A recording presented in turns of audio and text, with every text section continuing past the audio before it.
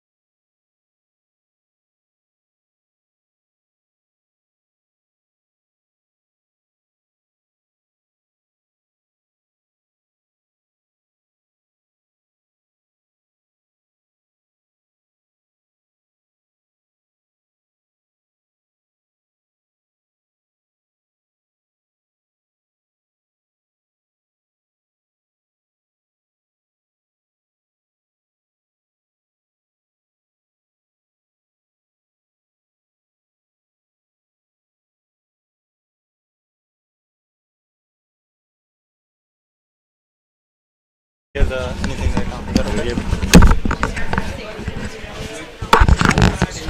Good morning, and we are about to start.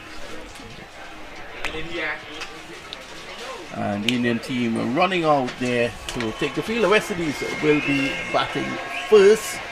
As I say, good morning to all our listeners across the region, across the Caribbean, and welcome to the coverage here at the Central Broad Regional Park. As I say, good morning to Archer and Mita. Good morning, Archer. Good morning, Vinod. It's a beautiful morning here at the Broward County Stadium as both Brandon King and Kyle Myers go on to the cricketing field, and the Indian team take their fielding. What do you think about the cricketing conditions here today, Vinod? Well, it's absolutely wonderful. I mean, it looks so beautiful out there. I'm thinking about getting married out in the middle. It's so wonderful. As one thing though, the crowd are not in as yet as we would expect. We've heard that it's an 80% capacity, so it's 80%, and you know, at last minute people buy tickets as well. So we're hoping for close to a full house here at Central Broad. At the moment, what I have been told is that there is a backup along the SR7, State Road 7, for cars coming into the venue. So that's the issue at the moment. But Archer, I think we should be off and running pretty soon. And I'm hoping, this is just 3.5 hours, I'm hoping that everyone comes in to at least get a bit of viewing in this match. Oh, for sure. And I already met folks from all over the United States. I talked to people from New Jersey, Atlanta, even the locals from Tampa and Fort Lauderdale. I also hear people from Texas and the West Coast flocking in here. West Indies won the toss and elected to bat, and Kyle Myers taking the strike with I see Akshar Patel taking the ball in his hand, trying to bowl the first ball, and we are about to start the play. So we're off and running. It's going to be Akshar Patel. He is bowling from the northern end, and he's going to be looking to give the Indians a good start. The Indian fans, they're in here at the moment. It's starting to look like a sea of blue. So it's going to be Akshar Patel, and he is going to take up the attack from the fire. And here he is, first delivery.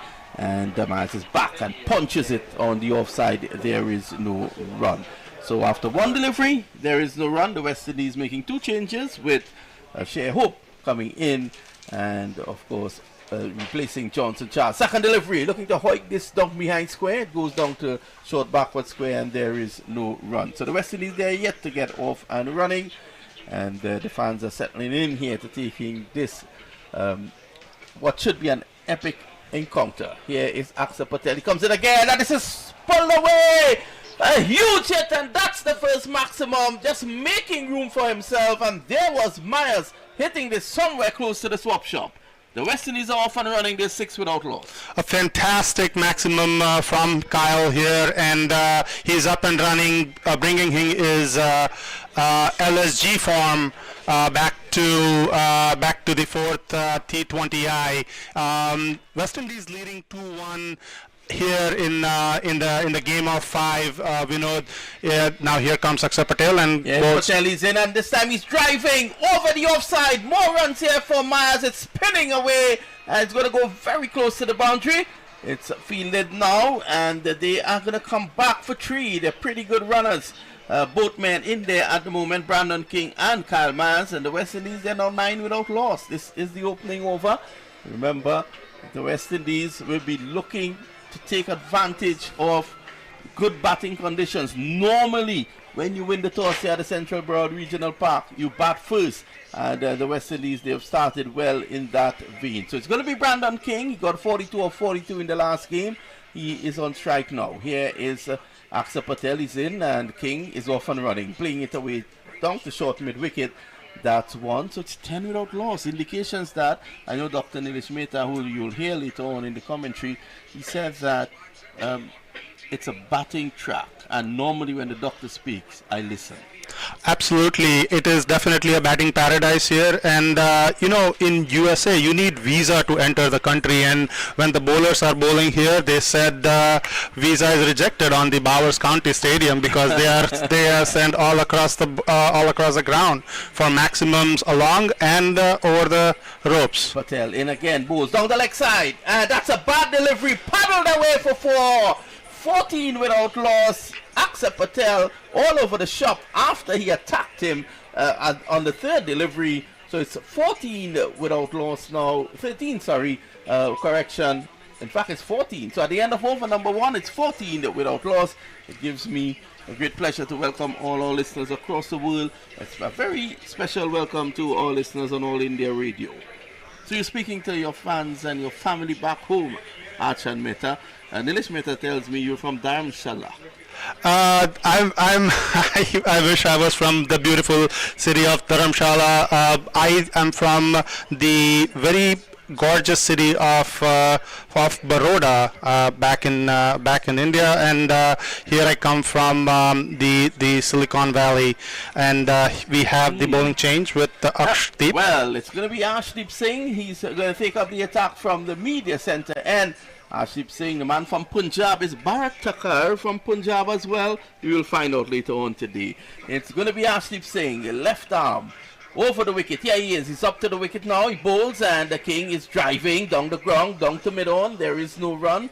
Initially, Myers wanted 1. And you can just get the feeling that Myers has gone out there with positive intent. He just wants to play his natural game. We haven't seen that in the series so far, but you're getting that impression. Are you getting that impression, Achan? Absolutely. Myers had a very measured approach so far in the first 3 T20Is, and Brandon King, who is ranked number 18 in the ICC rankings, is about to take the bat. So here he is now. He's in and bowls the King. He's back and punches it down to point on the boundary.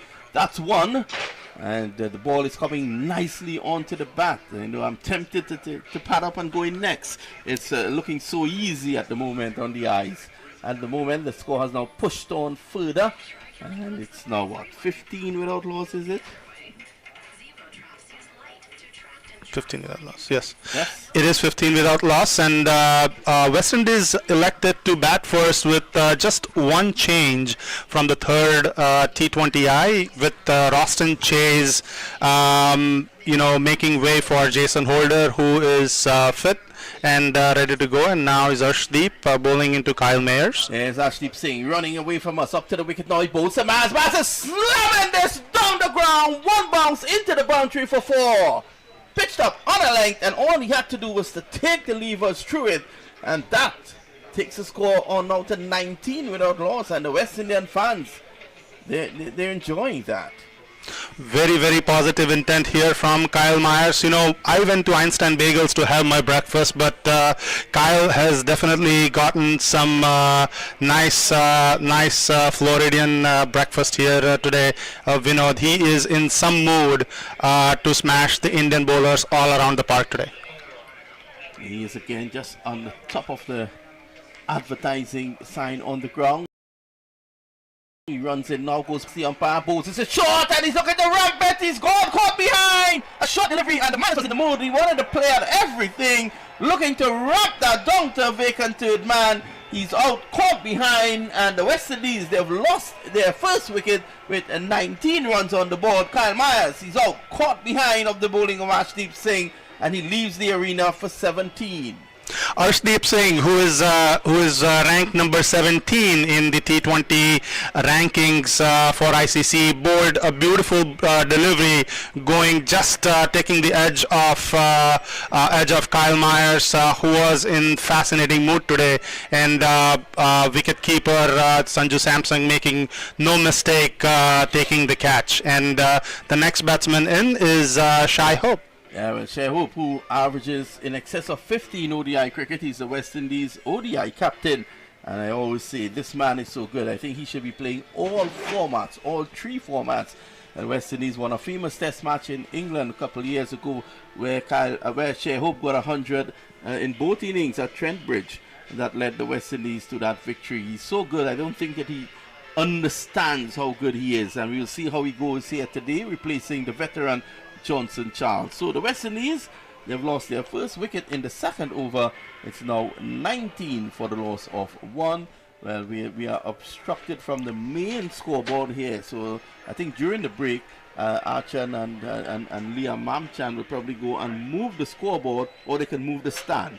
But there's just part of it that we can't see at the moment. 19, the score 19 for 1. With the digital world here, yes, you can definitely move with artificial intelligence making all the progress. And here is Arshdeep bowling into Shai Hope. Yes, Singh is in now on bowls, and Hope pushing it down to backward point, looking for the single just to get off the mark. It's not there, and I think in there they've dodged a bullet by removing Myers early on. He was in spanking form, but the man who is coming in at number 4 is the man all eyes are on, Nicky P, the man from California in central Trinidad. You're from California in the United States, isn't it? Absolutely. Nicky Puran taking his batting form from the Major Cricket League. Again and bowls outside the off stump and angling it across Hope. Hope has a glance at the umpire as if to suggest that should have been a wild, but no, that was a good delivery, and it brings a good over from Arshdeep Singh to an end. The score is 18, is it? No, 19 for 1 after 2 overs.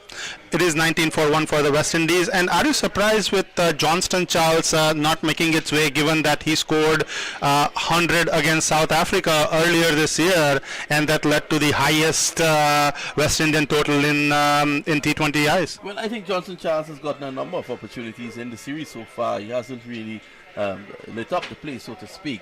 So probably just looking to give Shai Hope a chance to see what he can do. It's going to be Arshdeep Singh. He's in now on bowls, and that's a good delivery. Played back on the onside, and there is no run. Sorry, Aksa Patel. The score remains 19 for 1 at the moment. And again, I want to say a very good morning to all our viewers across the world, all listeners across the world. Hoiked away, down to deep mid wicket. They take 1. Looking for 2, it's not there. And that takes the score out to 20 for the loss of 1. So Indian team here without any change from last T20I. Yashasvi Jaiswal made the T20I debut for India, who is also playing here in Florida, and West Indies making one change with Jason Holder in for Austin Chase. So here's Aksa Patel. He's in now on bowls and looking to slug this through the offside. Somehow it ends up down to mid-on. And that's 1 ball. I think what Shai Hope needs to understand is that although it's T20 cricket, he has to play to his strength. And don't look to get after every delivery. You're batting at number 3. You're in by the second over. he could afford to just rotate the strike, and he rotates the strike well, and let King do the early lifting, the heavy lifting early on. Here's Aksa Patel. He's in now. King looking to slug this down behind square. That's a good call there from Shea Hope, and they go through for a quick single. That takes the score along to 22 now. It's 22 for 1. With the pitch reflecting the same kind of flat surface as, you know, they just drove their team bus on as a flat road, Shea Hope is wanting to heave every ball out of the park. Yes, Aksa Patel. This is short. He's back looking to clip it. Crashes into the pad. There is no run. So the crowd is still coming in here at the moment. And they would have missed a cameo of 7 deliveries by Kyle Myers at the top of the order. Here's Aksa Patel again, looking to drive and driving well down to a wide-ish long off. That's one more to Shea Hope. The score is now 23 for 1 at the end of over number 3. That's the latest score at the Central Broward Regional Stadium. Akshar Patel now making a very changes into his bowling. Instead of putting in full, he is dropping the ball a little short for the batsman now not being able to get the room. And now we have Liam, who is going to come and provide us with his wonderful commentary. Well, thanks a lot to Archon Mehta, the man from Silicon Valley. And as he runs away from us, welcome Trinidad and Tobago under 19 fast bowler. That's Liam Mamchan, who is on commentary with us. Good morning, Liam. Good morning, good morning. Your initial thoughts on the West Indies innings so far? I think it was a positive start from Kyle Myers. Here is Yuzvendra Chahal. First delivery is driven down too long off. That's one. And Hope, as he does so well, he's able to rotate the strike. Yeah, I think so far it's been a positive start from the West Indies team. That aggressive start from Myers was something that was important to them. And I like the idea of putting Shea Hope into the team today. He's been in good form in the 50 over format. So. There's Chahal, he's in now. Ball to King, he's down the track. Beautifully struck, and that's 6 runs. Nilesh Mehta goes diving in the com box as that ball was coming towards him. That's 6. And that has taken the score out to 30 for 1. This is over number 4. Yeah, that's lovely. You saw the feet there from Brandon King. A little bit of flight on the ball from Chahal, and it's good thinking from King to use his feet early on here. Yeah, looking to get to the pitch. Don't allow time for that ball to turn. This time he's back, wristily playing it down to a wide-ish mid-on. That's one more. Score goes on to 31 for 1. Yeah, a little bit flatter from Chahal on that occasion. Well played from King. So, Chahal has done very well for the Indians in the limited opportunities he has gotten in the series. Here he is again, down the trap, beautifully driven, square, and that's going to go into the extra cover boundary for 4. What a beautiful shot by Shea Hope. When you see shots like that, you know the world is a beautiful place. And that takes the score to 35 for 1. That's classic Shea Hope, through the covers. A good looking shot, 4 runs. They say he's as smooth. Phil Wallace, the former West Indies opening batsman, says that Shea Hope is as smooth as Harvey's Bristol cream down to the very last drop. Here is Chahal. He's in again. This time he's coming down the track, driving square. He will get 1. That takes the score to 36 now for 1. Not a very popular number in play way if you're from Trinidad and Tobago. Off I will tell you, Liam, what 36 means. It's going to be Chahal to continue. 13 runs in the over so far. Tosses the ball from hand to hand. Here he is from the media centre end. He's in. Bowls the King. He's looking to sweep. Probably pitched just outside. Yeah, it seems to pitch outside like that. Leg stump. The Indians are not going to review, are they? Doesn't seem so.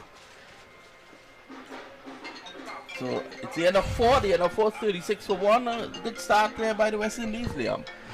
Yeah, what I like about this approach from the West Indies team is that it's not just about boundary hitting, it's about the rotation of the strike. I think they're always looking for the single, each ball trying to get off strike once it's not a boundary ball. So I think that's good intent from them, and they need to keep that up to get a good power play score here. Yeah, good power play score. Normally you look for 45 to 55, but then again you look at the track and then you adjust accordingly. So let's see, it's going to be Aksa Patel. It seems as if they want to bowl him out. Here he is, he's in, and Hope is driving beautifully, square for 4. Lovely shot by Hope, given just a little bit of room outside the off stump, and he was driving and driving well. 40 for 1.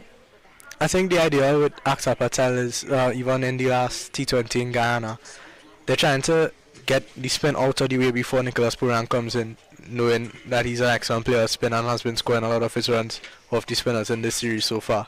So I think that's the idea of trying to get Aksa Patel's overs in as soon as they can. And of course Patel will be turning the ball into Pooran, which is dangerous. Here he is now, bowls again, and looking to hoik this some way down to long on. It trickles away down to a deep mid wicket for 1. And that takes the score now to what? 41 is it for 1? This is 41. Over number 5. Aksa Patel from the northern end. Here he is. And this is played away down to mid-on. That was struck powerfully.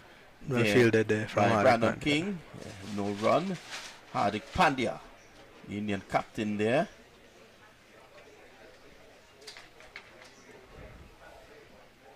Here he is again. This time he gets himself in a tangle, looking to go down the ground again. And you can see here the mere fact that Pandya is a very good captain. The mere fact that he has placed himself inside that 30-yard circle, he wants to invite him to go over the top. And on that occasion, he nearly perished. This time he's back, pushing it down to long off. That's 1 more. The score is now 42 for the loss of 1. And we are at the Central Broward Regional Park. It's the Central Broward Regional Stadium here in Sunrise. And it's going to be Aksa Patel to continue. None for 24. He has 1 delivery to go. Here's Patel, he's in, and this is flat. Pulled away! This could go all the way, and it does. 6 runs, so that 6 takes the score on to what? 48 at the end of over number 5, and 47, sorry. The West Indies, they've made a good start here. After more talks from Liam Amchan, we will be joined by new commentators, both doctors, Dr. Akshay Mansingh from Jamaica and Dr. Nilesh Mehta from Chicago. And once again, Shai Hope continues to improve his strike rate in all formats of the game, and that's a classic shot from him there, a bad ball and put away with this team. So as we enter the 6th over, good morning to all the viewers and listeners around the world. But right now we have Ashwadeep Singh bowling again. Harshdeep comes in, bowls, and it's outside the off stump and he leaves it alone. Harshdeep, of course, having already grabbed the wicket of Kyle Mayers. Good morning to all the listeners, wherever you might be, on this beautiful Saturday morning here, joined with my co-physician here, orthopedic surgeon. So I don't want to, if I am in the right place, if I break a leg, I am with the right man. As Harshdeep now gets back to his run-up, coming in left arm over the wicket, bowls, and this one is driven outside on the off stump and straight to the fielder, and it shattered the stumps, but just in time back at the non-striker's end. No damage done. The score remains at 40 for 1 here in Florida. And one wonders if the Indians have missed a trick here, because the last time, of course, all 10 wickets fell to the spinners. And they've started off relying very heavily with the spinners right now. But in fact, Arshdeep has been the pick of the bowlers so far. He's got the sole wicket to fall, and he's looked more troubling than anybody else. Harshdeep now goes on left arm around the wicket. This time bowls, and it is lifted over mid-on fence, and he's gone all the way.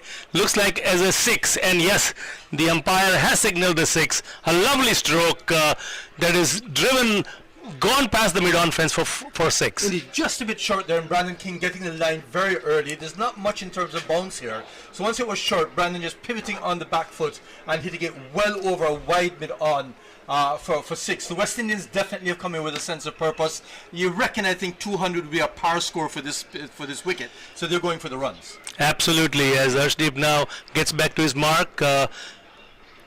Comes in and bowls from the commentators, and it is driven and he's caught. He's caught at deep third man.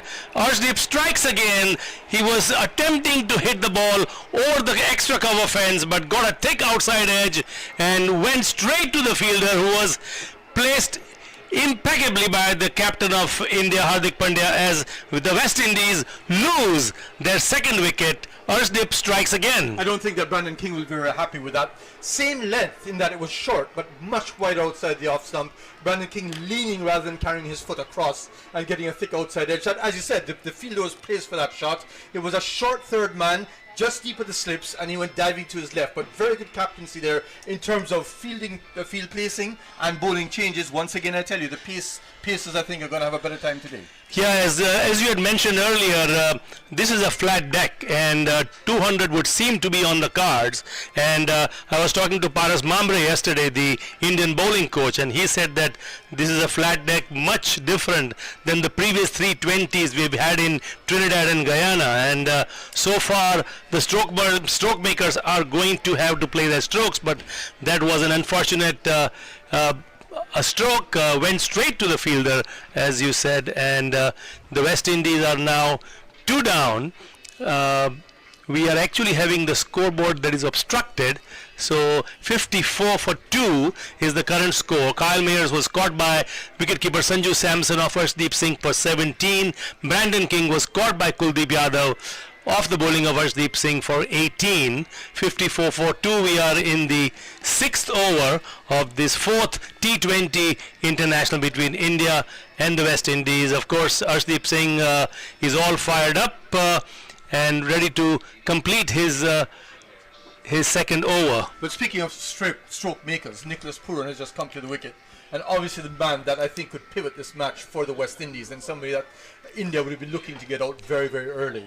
Nicholas Pooran featured in the first match, and once again would think that the conditions would be very suitable to his batting. Arshdeep comes in, left arm over, bowls, and it is driven straight to the fielder at cover.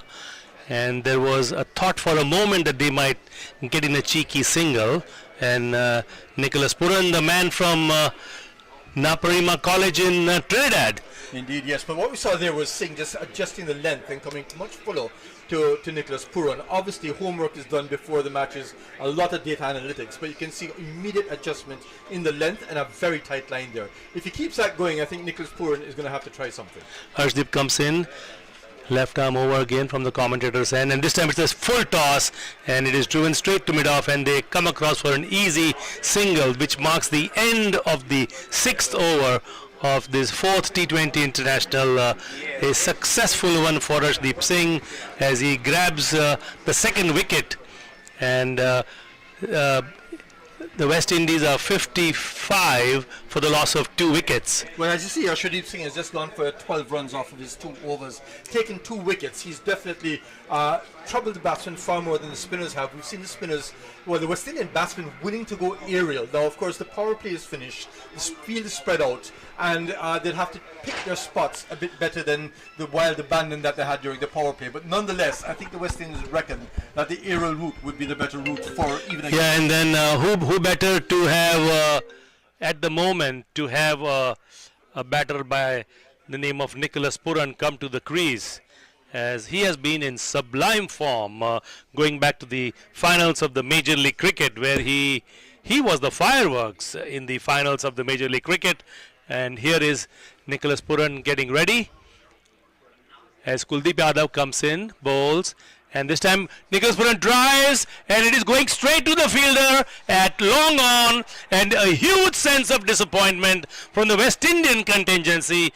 But the Indian fans are all fired up and have now seen the back of Nicky P going back to the pavilion. A very unfortunate dismissal if you are a West Indies fan, and of course even for the Indian fans, I would think they would want to have to see the stroke play of Nicholas Pooran, because he has been in tremendous form as he makes his way back very slowly back to the pavilion. Well, unfortunate in terms of selection of the shot as well, because there was one man out at long off, and Nicholas Pooran picked him out perfectly. Now, there was a ball that was a bit fuller in length. He could have controlled the shot. He could have played straight down the line, which tends to be the preferred way of playing. He actually decided to go go aerial, tried to take it over the fielder's head instead of going to the right or left of the fielder, and that was his undoing. I think he'll look back at that and think that he could have played it much, much better. But an unfortunate, I think for the game it was an unfortunate dismissal, but certainly for India, they'd be happy to see the back of Nicholas Pooran as we see the West Indies captain, Robin Powell, making his way to the wickets. Yeah, now his work is cut out for skipper Powell as he replaces Nicholas Pooran, guarding the wicket at the present time, and Sanju Samson is having some changes in the field along with Hardik Pandya, as now we have a slip in place for Roman Powell.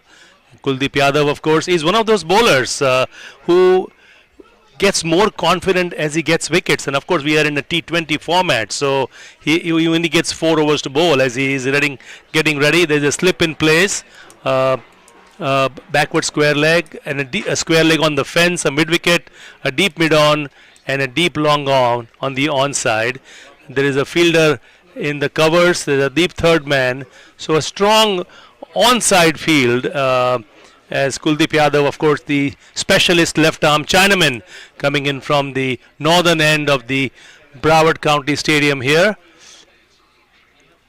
He comes in and bowls, and Powell just pushes it towards the vacant mid-off position. Fielder from the deep comes in, and Powell opens his account here in the 4th T20 International. Powell's form has been quite good. He has been amongst the runs as well and doing quite well. Yes, Paul has done quite well in T20 cricket, but the problem, of course, has been that against the spinners, he's been a bit susceptible, and he's going to obviously try to stroke the singles and look for the other bowlers. Here is Kuldeep Yadav, and he drives straight to the fielder at point as they come across for an easy single. And now this pair will have to build a partnership, because it is up to these guys to get the runs going. At the present time, with the exit of Nicholas Pooran, a lot of responsibility as Kuldeep comes in, bowls, and this time it is outside the off stump, and he's completely beaten there. All ends up, and there was a good delivery that kind of whizzed through on that occasion. And that's been the problem with Powell, that he's been struggling to pick up the wrong ones, pick up the arm balls, and that one just going straight through, playing for the spin, missing the ball completely. Kuldeep comes in, bowls. This time it's he's caught! It got on a thick outside edge, and he was trying to push the ball on the onside, got the outside edge of the bat. The ball flew in, and an easy catch for the slip fielder here as the skipper of the West Indies now departs. It was Nicholas Pooran in the previous over, and now it is Powell who departs. Very disappointed with himself, but there was a good delivery that caught the thick outside edge, and Shubman Gill made no mistake. It was actually a setup, because the last ball was the arm ball, didn't turn a lot. This one a bit slow on exactly the same pace. Powell trying to turn it and getting actually what you'd say a leading edge, except it did go to the slip fielder, but getting the thick part of the edge, a very soft dismissal, and it's unraveling for the West Indies right now. They're 57 for 4 as Powell comes back. Once again, not succeeding. Cut Gill, bowled Yadav for 1. Pooran out for 1 as well. And the West Indies, as you said, it's partnerships in T20. You never think about that. But the reality is that they've got to consolidate a bit. Still a lot of batting to come. Shimron Hetmeyer coming into he started last time actually as well. Coming to bat a bit later than he normally does. But he, of course, can hold the innings for 10 overs. The important thing is selection of shots right now, because the West Indies so far have not shown good shot selection. We saw Kyle Mears trying to flick a ball when 14 runs had been taken off of the over already, trying to go off the back and flick the ball over the keeper, getting an edge. We saw Brandon King going wide and chasing a ball. We saw Nicholas Pooran finding a fielder at deep long on, and now Robin Powell trying to turn a ball which was not perhaps there to be turned. So such shot selection has been a major problem. Kuldeep Yadav with his tail up, having already grabbed 2 wickets on the 5 balls that he has bowled so far, comes into bowl the last ball of his very first over, bowls, and this time it is outside the off stump, and it is just punched away to extra cover, no run. What a successful over by Kuldeep Yadav, the left arm Chinaman, grabbing 2 wickets. And we were talking earlier that this is a flat deck, and maybe the Pacers will have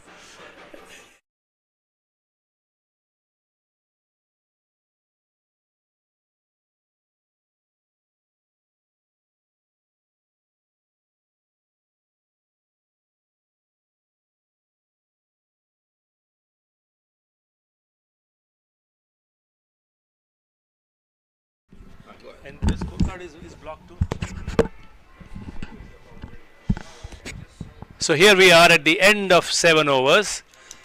The West Indies 57 for 4, losing wickets in a hurry, as it is Yuzvendra Chahal coming in bowls, right arm over outside the leg stump, and it is pushed away towards mid-wicket. They take one, think about a second, they're coming back, and they make it comfortably home.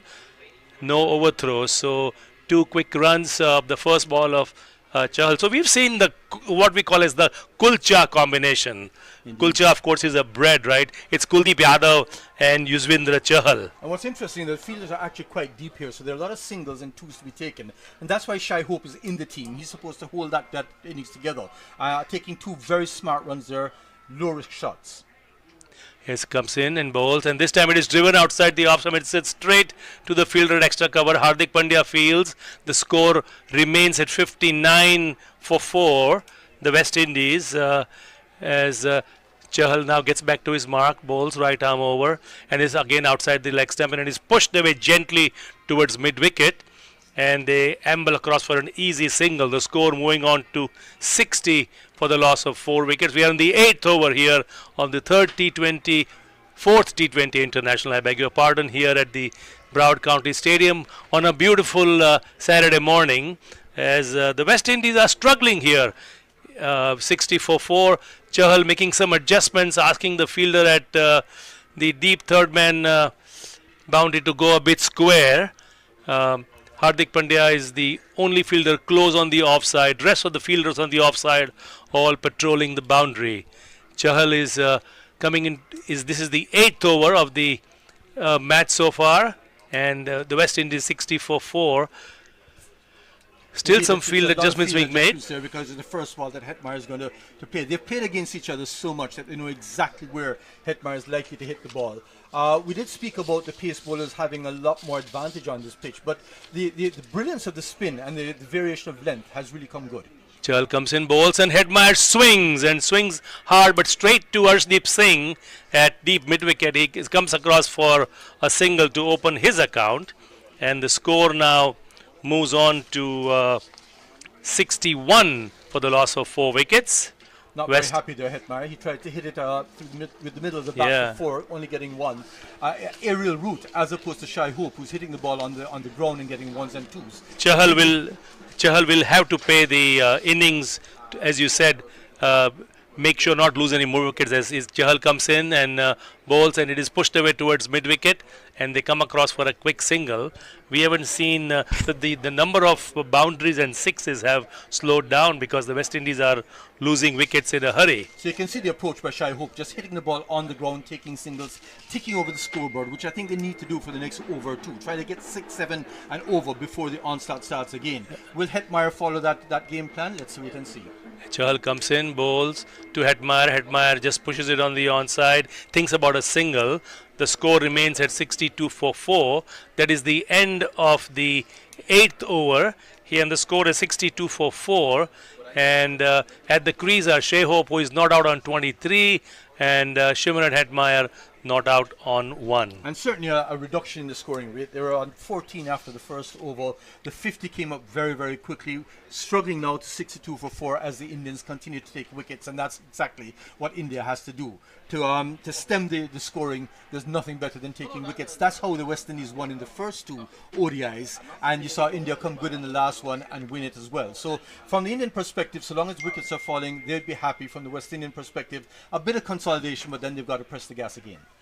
As beginning of the 9th over is about to start, Sanju Samson making some minor adjustments as Kuldeep Yadav gets ready to bowl to Shai Hope, comes in left arm over, and this time it is driven straight to the fielder at deep mid-off, and they come back for a single. They have kept the scoreboard ticking, but this is not going to be enough. This is a batting-friendly pitch, and the West Indies will have to up their ante. Well, of course, when they tried to do that, the wickets started falling. So Nicholas Pooran getting caught on the boundary. So it is a conundrum for them because they've got to get the scoreboard ticking, but you're not going to see Shai Hope trying those shots. His job there is to just take it over. Here it comes in and bowls to Hetmeyer. Hetmeyer just pushes it towards the fielder at mid-on, and there is no run. 2 close-in fielders, one on the onside and 2 on the offside, as Kuldeep Yadav comes in from the northern end. and bowls, and Hetmeyer again just pushes it gently towards the fielder at short mid-wicket area and no runs. So this has been a quiet over for the West Indies, and Kuldeep Yadav, of course, now confidence personified, having grabbed 2 wickets in the very first over, comes in and bowls left arm over this time, and it is outside the off stump, and he swipes it away towards the fielder at deep fine leg, and they come across for 2.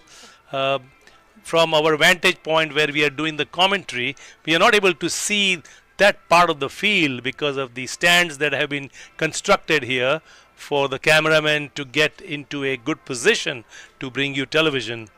Well, after a very tight line, he pitched that one outside the leg stump and the sweep was always on. But getting 2 runs there. Hetmeyer very circumspect as he should be, but still needs to tick the scoreboard out. Too many dot balls. Kuldeep comes in, and this time Hetmeyer again plays the ball gently back to the fielder at mid-wicket, and no run results. Kuldeep Yadav bowling very intelligently to that middle and leg stump line to Shimron Hetmeyer.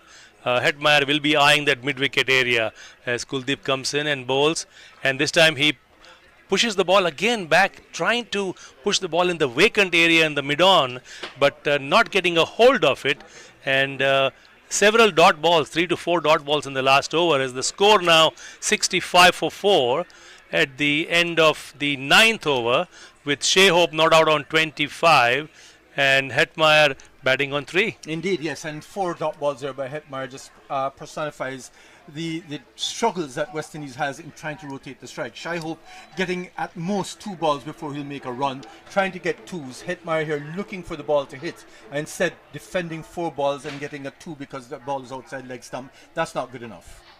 And now it's going to be Yuzvendra Chahal comes in right arm over, and this time it is lifted straight back past the umpire's head, and it goes all the way for 4. That's a good confident shot. It was a ball that was meant to be hit. He did give the ball a little bit of air, and he came down the wicket for a nice stroke. And a few things to be learned from that shot. For example, Nicholas Purran had a similar ball which he tried to put aerial over the fielder.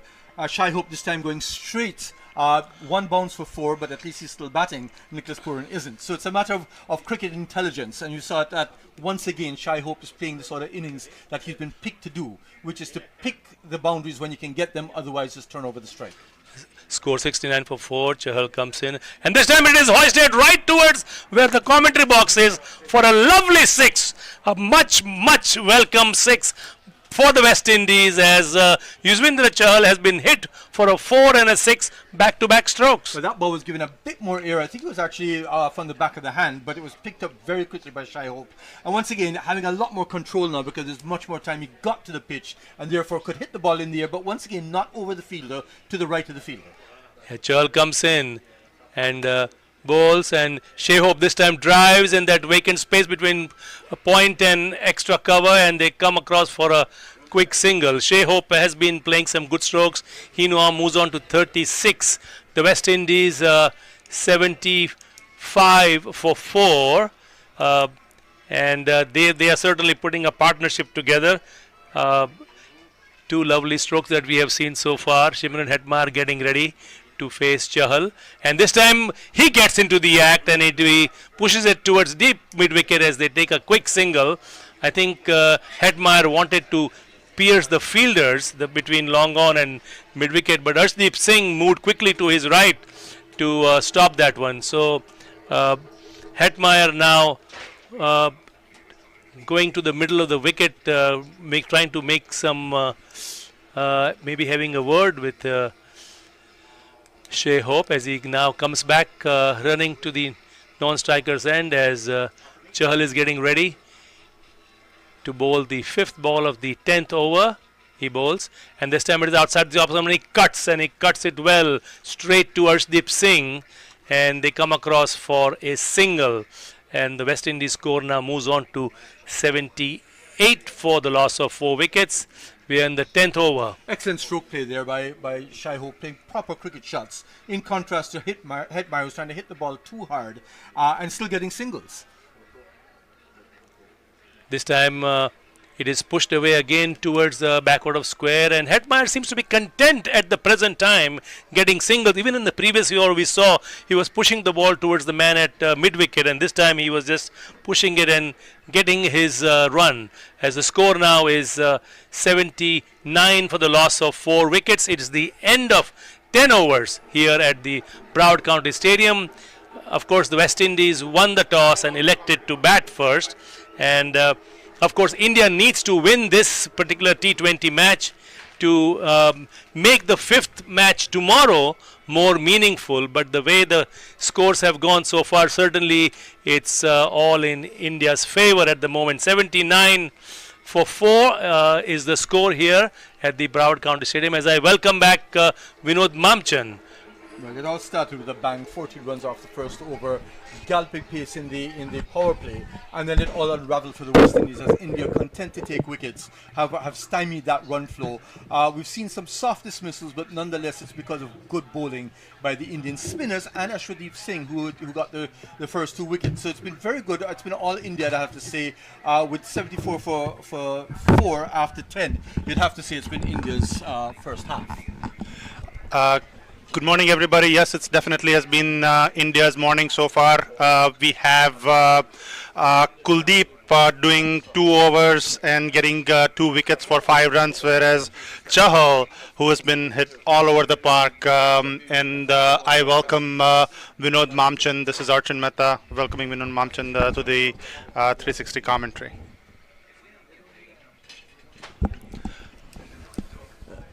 Thanks a lot, Archand. So we're here at the Central Broad Regional Park. I was pleasantly surprised when I walked in today in the commentary box. I saw what is considered, the man considered, and this is my opinion, and I'm sure this is the opinion of many people around West Indies cricket, the greatest ever West Indian fan, Peter Matthews, is in the com box with us. And of course, Peter's history with West Indies cricket go back so far. He's not just a fan. He's someone who assists West Indies cricket.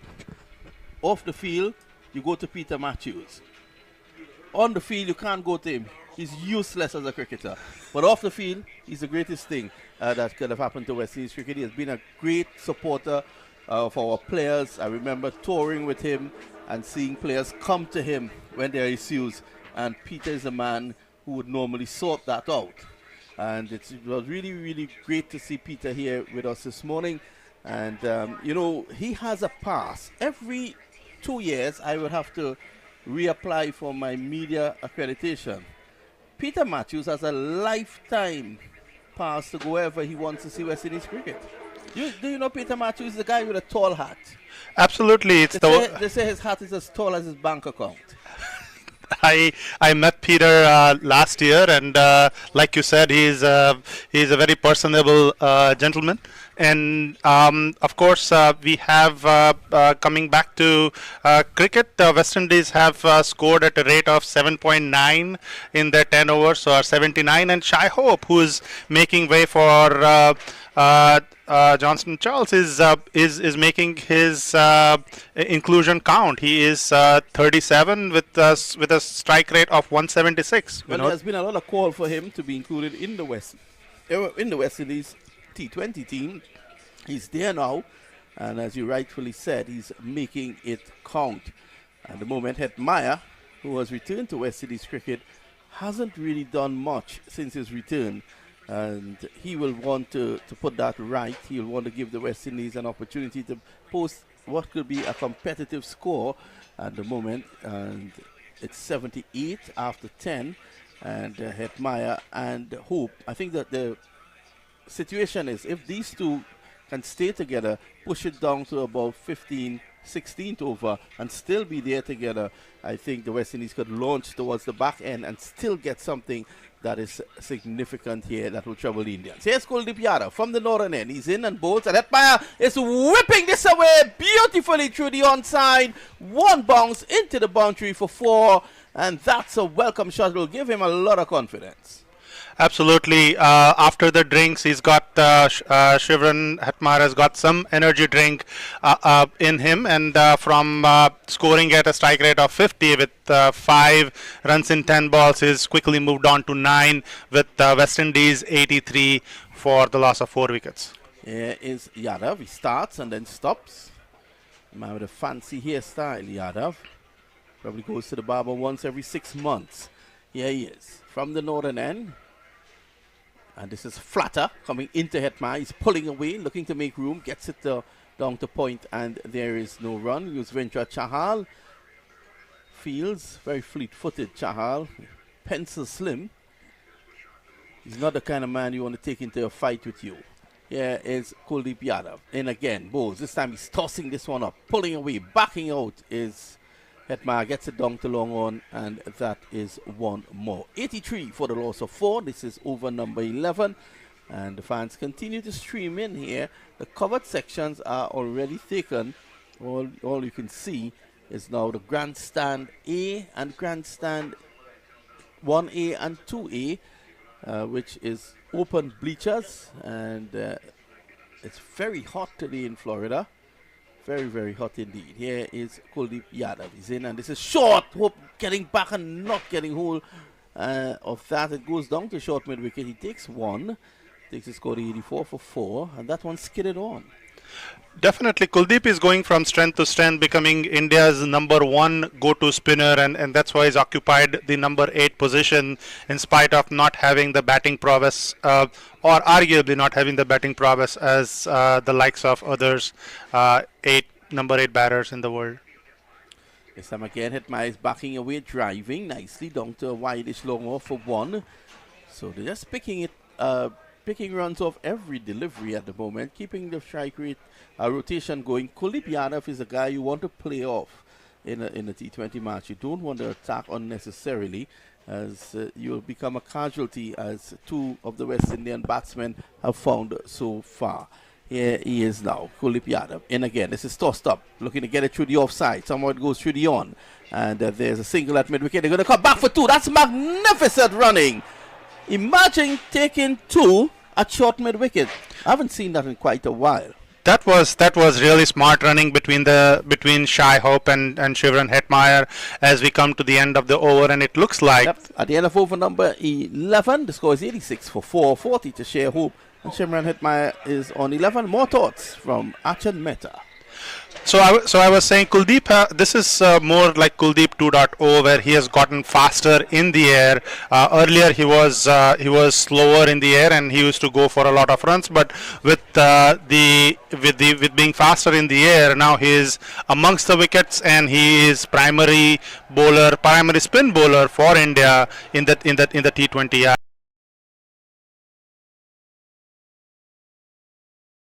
The Bauer County Stadium for the 4th T20I against the West Indies. Tell us about this headband that Pandya wears, this red headband. Is it a signal that he's into a fight, he's into battle?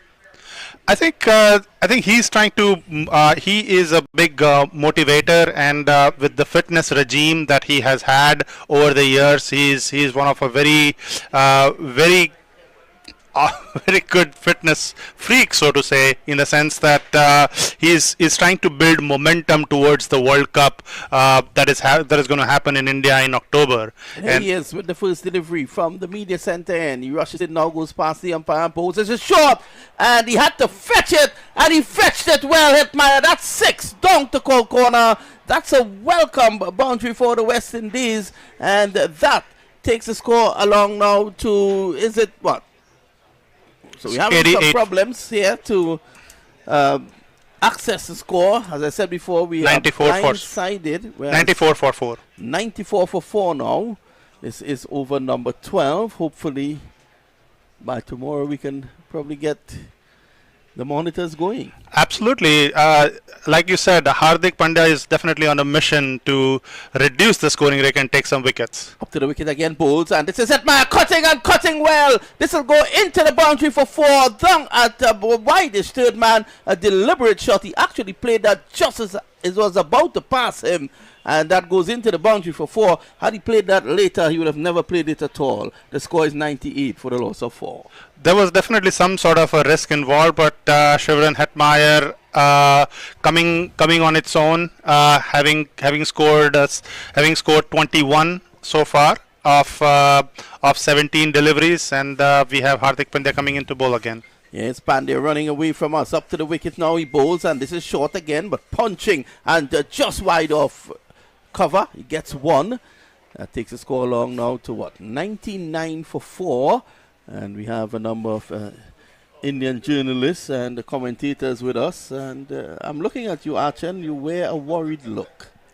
I don't wear I'm just thinking in terms of the number of runs that are being scored here. It looks like more than 180 plus pitch, and West Indies seem to be along the way now after having built up some partnership. 99 for 4. Pandey up to the wicket, bowls, driving nicely through the offside, runs here for Hope. He takes 1, touches down, goes back for 2. That's 100 up for the West Indies. In over number 12, it's 101 for 4. Share Hope is on the 42, and with him, Shimron Hetmeyer, 22. With a partnership of 44 runs between Shea Hope and Shimron Hetmeyer, they have the right sense of urgency with respect to moving along the West Indian score on this flat wicket. Yes, Pandey is up again and bowls, and this time he's back, forcing it down to backward point. There is no run, so Hope remains on 42. He's been the mainstay for the West Indies, so it has been a good inclusion. Early on, you would have heard from Nia Mamchan, who said that that was a really good move to have him in, because he has been in tremendous form in white ball cricket.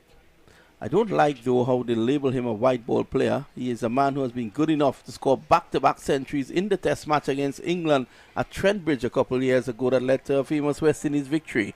Here he is now. Pandya bowls him on the legs. He whips it away down through mid-wicket.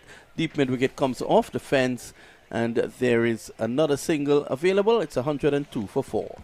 And that's the latest score at the Central Broad Regional Stadium after 12 overs. More thoughts from Achan Mehta of Google fame. Shai Hope definitely having average of 50 plus in one day international, one of the top premier batsmen in the world at the moment. He is definitely enjoying his stay with a score of 42 runs with 2 sixes and 3 fours, and having a strike rate of 165 plus. And we have some sense of we have now the fans who are flocking in with almost half of the game being done. We see a lot of sea of blue in the stadium, and coming in. I think there's some issue on the outside as well to get fans in. A lot of traffic. Chahal is in, and the Hope is powering this down to long on. He takes 1 more. He goes on now to 44, and the score goes on by 1 to 103 for 4. I want to say a very good morning to Bharat Takar of Days Inn fame. Have you been to Days Inn? It's a wonderful property, and it's in Oakland Park West. And just ask for Bharat. Tell him you're a big Cricket 360 supporter, and Bharat will sort you out with a good discount. It's a lovely place, Days Inn, close to the stadium. Just a few minutes and you're at the stadium from Days Inn. Here is Yuzvendra Chahal again from the far end. It's the Boca end, I like to call it. Here he is. It's into Hetmeyer, who's punching it just down to a wideish long off for 1. And that takes the score along now to 104 for the loss of 4. So the hospitality suite has blocked us off from the scoreboard on that end, but we're trying to still see what can happen. 44 to Hope, 23 to Hetmeyer. Hope comes into strike, and whilst Share is there, there's hope for the West Indies. Here is Chahali bowls. That's flat, driving square. 1 more, and Share Hope takes the score along now by 1. he goes on to 45. It's 105 for 4. Hope, no stranger to this venue. He would have played here for the West Indies before. He would have played here at the U.S. Open that comes up in December. Hope would have played in the U.S. Open a couple of seasons ago as well as Hetmeyer. So these guys, they are very comfortable. They're at home on the surface. Charles is in. This time he's back. Punches it down to mid-wicket. There is one on offer. And that takes the score along to 106 for 4. At the break, you'll be hearing from the chairman of Cricket Council USA, Mohammed Makarishi, and he's going to speak about the US Open that comes up in December and all the other projects. You know, he was one of the guys who actually turned the sod to at the start of the construction of this stadium. Here's Charlie's in, and this time Hope is going dong. He's in trouble, and he goes. So out court. Hope goes, and the West Indies loses a wicket when they couldn't have afforded to. It's now one more down. It's 106 for 5. Hope, after a good innings of 45, he has to leave, and he will be replaced by the Guyanese all-rounder Romario Shepherd. And we are getting some messages from all across America with our cricket ardent fans from Snehal Mehta out in the Bay Area, wishing Cricket 360, sending their good wishes and following cricket on the following the radio commentary on the YouTube channel. India has done well with taking the 5 wickets and spinners, of course, with Yuzi Chahal and Kuldeep Yadav among the pick of the wickets, along with Arshdeep picking 2. With the depth in the West Indian cricket team all the way till number 10, where Akil Hussain comes in, it looks like they would have wanted to accelerate starting the 15th or the 16th over, but still there is still hope, even though we don't have hope on the cricket field. We know. Yeah, so Hope has left. So at the moment it's 106 for 5. At the end of this over, there are still 7 overs to come. So the West Indies will be targeting around 180 to 200. Shimron Hetmeyer is there, and once he is there and he continues to bat well, he needs to understand that he needs to bat out this innings here, Shimron Hetmeyer, and he will get support. And that is definitely something to look forward to. Once he gets going, he is a spectacle. This time this is played away down on the onside. It's the end of a good over there from Yuzvendra Chahal. His figures 4 overs, 1 for 36. He would not be posting that on Facebook. And at the end of the over, at the end of over number 13, after more thoughts from Achal Mehta, we'll be hearing from Liam Mamcha.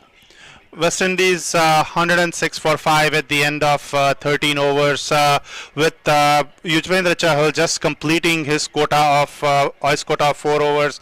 It looks like that we have not seen Mukesh Kumar, who has incidentally made his way to all forms of cricket, the ODI, the T20 and the Test, and has been second to T. Natarajan, who was given this opportunity a year and a half back against Australia, and it looks like that we might see him next, bowling over number 14 to Shivran Hetmeyer and Romario Shepherd. As I said, from a batting perspective, the depth for West Indies exists till number 10, which India does not have in terms of the batting depth. As number 8, we have Kuldeep Yadav, Yuzvendra Chahal, and the bowlers.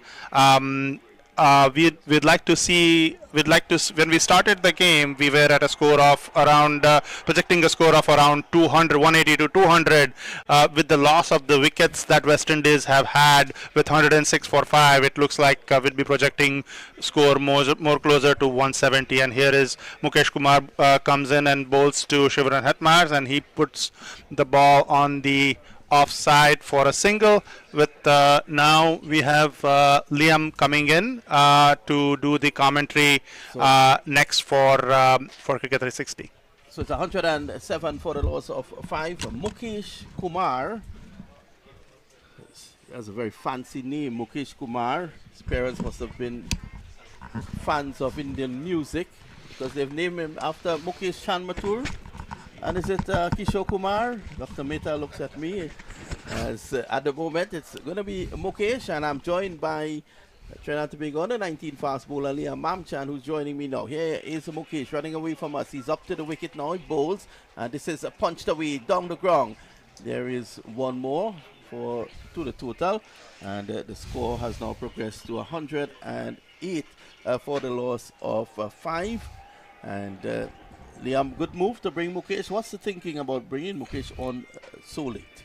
Well, in the last game in Guyana, I realized that he came in and bowled 2 overs in the death. He bowled the 18th and the 20th. So seems to be a good death bowler. He was nailing his Yorkers and things of that nature. So yeah, he is again. Mukesh up to the wicket now. He bowls, and this time Hitman going across his stumps.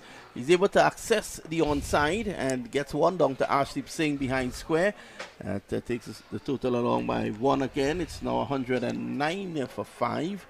And the crowd continues to come in. And Leon Makarichi, who is one of the resident men around here, he knows everything about Central Broad Regional Park. He told me that there's a backup on the outside. And this is why everyone is not in here at the moment.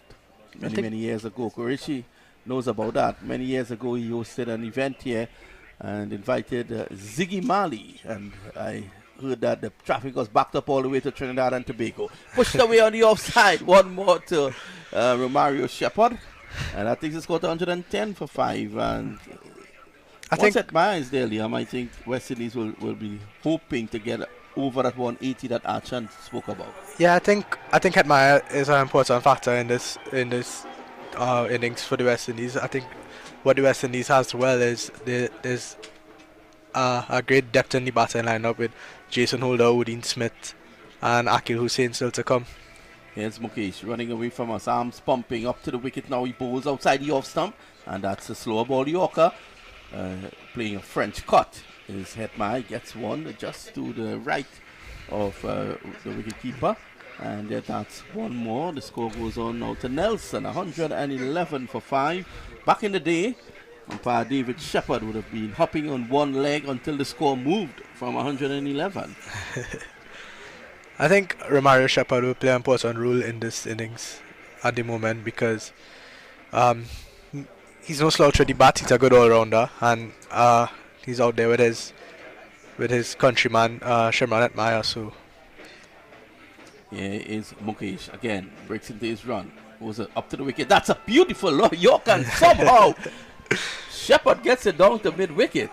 Well, they will have a discussion about that later on today, I'm sure. So Mukesh starting well here in the context of the game, in the context of the pitch, and also what we've seen so far. 6 runs in over number 14 is not bad at all. not at all. I think what's worked well for Mukesh is variation. Bowled a couple slower balls, nailed his Yorkers, and that's important as a fast bowler coming into this stage of the innings, the middle overs towards the death. I think your aim as a fast bowler at this point in time is just still the mid runs, not so much take wickets. Well, that's the end of the over. You just came back from St. Vincent with the Trinidad and Tobago on the 19 team. And were you nailing your Yorkers in the 50 over tournament? Not necessarily, but I think I didn't bowl much overs in the death. I was more with the new ball, so the new ball you try to use the swing and use the pitch as much as you can. Well, your good friend Makarichi says you of the Glenn McGrath mold. Here is Akshar, and this is struck powerfully down the ground for 6. Just getting to the pitch of it, and welcome back Akshar. That's 6 runs. When Romario Shepherd hits the ball, they stay hit. That one, as soon as it came off the bat, you could have told straight out to the ground over the bowler's head. 6 more. Yeah, just advancing down the track, getting the ball into his range, and it was all about playing through the line after that. Here's Akshar Patel. In again, comes in and bowls to Shepherd. This is taking a top edge. He's in trouble. 3 players converge. The wicketkeeper takes the catch. And Romario Shepherd has to leave again. The West Indies team, as they are looking to forge that partnership. Another wicket has fallen Well, Mario Shepard goes with a score 118. It's now 118 for 6. And that's a big blow. But, as you said before, Liam, the West Indies team, they bat deep. Jason Holder, a man who's good enough to score a double century in a test match, is now going into bat. Exactly, and I think Shepard is guilty of getting a bit too excited there. Just hit 1 for 6. I don't think it was necessary given the situation in the game, but maybe it was a role that he was given to play. But as you said, Holder in now, I don't think the West Indies should be too worried because you have Holder and Hetmeyer, and especially that Hetmeyer still there, and then Akil Hussain and even Odin Smith. Odin Smith is a batsman all-rounder. Yeah. So at the moment, that's the score, 118. Or we want to just advise our stations to stay with us, as during the break we'll be speaking US Open cricket. And the chairman of Cricket Council USA, Mohammed Qureshi, is with us. He'll be giving you all the information. I can let the cat out the bag and tell you that the winning prize this year, well, it's over 250,000 US in prize money. Very interesting. I'd love to get a piece of that in the US Open this year. Well, I think you were on the US All-Star team, but your captain has flown away to Dubai. Zishan Qureshi, not here anymore. Here's Aksa Patel. He comes in now and bowls the Holder. He uses his long levers to reach that one and drives it down to the sweeper on the cover boundary. That's one more. Scores 119 now for 6. I think what's going to be important for the West Indies within the next 2, maybe over and a half, would be to rotate the strike as much as possible and set a good base for the likes of Odin Smith and Hetmeyer and Jason Holder as well to go them to that 180. At par 27 of 22, I think he understands his role here. And He's played once it well. they stay together with overs at the back, they will be able to do something special. Here he is, Aksa Patel. This is flat. Looking to cut this. Pushes it to Pandey at cover. And there is no run. So you can see that there is no big urgency from Hetmeyer to play big shots. He understands his role. And this is good. This is good maturing here by Hetmeyer. Yeah, He's back exactly. deep in his crease. Plays it down to deep mid-wicket. And he rotates the strike, brings a big J back into strike, Jason Holder. I think maybe that's where Hetmeyer struggled over the last couple of seasons with the West Indies team, is figuring out his role and understanding how important he is to this batting lineup. And I think he's starting to understand it well now, and he's been a lot more responsible. Yes, Patel comes in now and bowls. Holder is back deep in his crease, clips it forward square, he calls for 2. Ashdeep Singh gets there. Quickly, good bit of work by Ashdeep Singh, and they take a single. It's the end of the over. At the end of over number 15, the latest score at the Central Broad Regional Park. The West Indies winning the toss and batting first. They're 121 for 6. And up next is Dr. Nilesh Mehta and Dr. Akshay Mansingh. Thank you, Vinod. And West Indies 121 for 6 at the end of 15 overs with Jason Holder and Shimron Hetmeyer at the crease. A helmet change, or a requirement for the helmet coming in. Mukesh Kumar is the bowler. Mukesh Kumar has bowled 1 over so far. And as far as the bowling is concerned, Harshdeep Singh has grabbed 2 wickets. Brandon King was caught. Kuldeep Yadav bowled Arshdeep for 18. Kyle Mayers was caught by the wicketkeeper Sanju Samson of Arshdeep Singh for 17. Shea Hope put up a nice innings. Caught Patel, bowled Chal for 45. Unfortunately, Nicholas Puran was caught. Yadav of the bowling of Yadav rather for 1. The West Indies skipper was dismissed for 1. So now this is the 16th over starting as I welcome Dr. Akshay Mansingh back in the comm box. And a slight change, my apologies. It's Liam Mamchan who is joining me as Mukesh Kumar comes in, right arm over, comes in and bowls and over pitched outside the off stump, and he pushes it towards the deep cover and they come across for a quick single. The score moves on to 122 for the loss of 6 wickets. Wickets have been falling and tumbling rather quickly, Liam. Yeah, I think the West Indies players have been guilty of getting a little bit greedy in terms of you just hit a ball for 6 and the next ball you go again and a wicket falls. So I think they just need to be content and just keep rotating the strike after the boundary ball.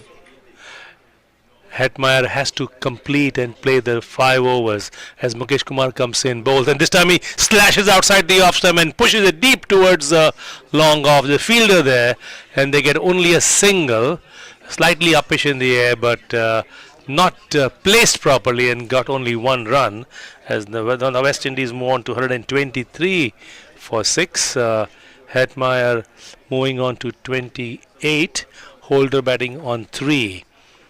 Mukesh Kumar has a 1 fielder on the offside, that is close on the offside, that is extra cover, 3rd man and a point as Mukesh Kumar storms in from the commentator's end, right arm over, and this time Holder is completely missing it, and he is bowled. A big surprise, and Mukesh Kumar, who seems to be getting into the act of getting wickets, has clean bowled Jason Holder, and that is a huge disappointment if you are a West Indies fan. And a loud cheer from the Indian fans who have flocked here at the Central Broward Stadium. And Jason Holder departs. Liam? Very unlucky there, full pitch delivery, angling into the pads, and Holder got a inside edge onto his pad, and then it rolled onto the stump. So a bit unlucky for Holder there, but he should be doing a lot better with a ball like that. I think he gave himself room to try to go straight and didn't work out for him in the end. But we see Odin Smith coming into the crease now, more than capable of hitting the ball. From Jamaica, strongly built guy. I'd love to see him get off the mark for the West Indies here. 27 deliveries left. The West Indies will be trying to target that 180. Yeah, Odin Smith now joins Shimron Hetmeyer, and certainly with 123 for 7 does not augur well for the West Indies, having won the toss and choosing to bat on a pitch that appeared to be a flat deck and supposedly a batsman's paradise, but that has not been the case as the West Indies have failed to capitalize, losing quick wickets in a hurry. 123 for 7. We are in the 16th over here in the 4th T20 international between India and the West Indies, as Mukesh Kumar, who has on this tour of the West Indies has played all 3 formats, the Test match, One Day International, as well as the T20s. Mukesh Kumar, of course, has a great story. If we have time, we'll share with you as he comes in, right arm over from the commentator's end, bowls, and it's a full toss. It is driven past the umpire on the right side. They take one, think about a second, but has been wisely sent back. So the score now moves on to 124 for the loss of 7 wickets.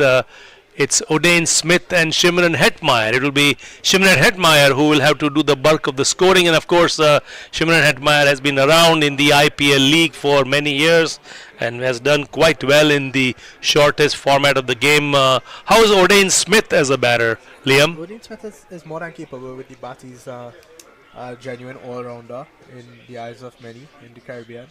So I think the West Indies will be happy that he's out there. It's actually a no ball here, so that's going to be a free hit for Hetmeyer. See how it goes. What a shot. Full toss. Scooped by Hetmeyer all the way for 6 over the short fine leg. What a shot from Shimron Hetmeyer. Yes, it's the ultimate tragedy when you get a no ball, and if you see, he went about 4 or 5 steps outside the off stump and guided the ball towards deep fine leg. A brilliant stroke. T20 is all about innovation, and that is one of the strokes that the batters have innovated to guide the ball in places where there are no fielders, particularly in the deep. So Mukesh Kumar pays a heavy price for that no ball as he comes in the 16th over of the match. Bowls, and this time again it's another full toss, and he pushes it towards mid-on and gets only a single. That's good from Hetmeyer. He just got a boundary. One batsman you don't want to be bowling a free hit ball to Shimron Hetmeyer, but it's smart batting and it's responsible batting. Just hit the ball for 6. You don't need to overhit the other one. You get a single, get off strike, and you're still there.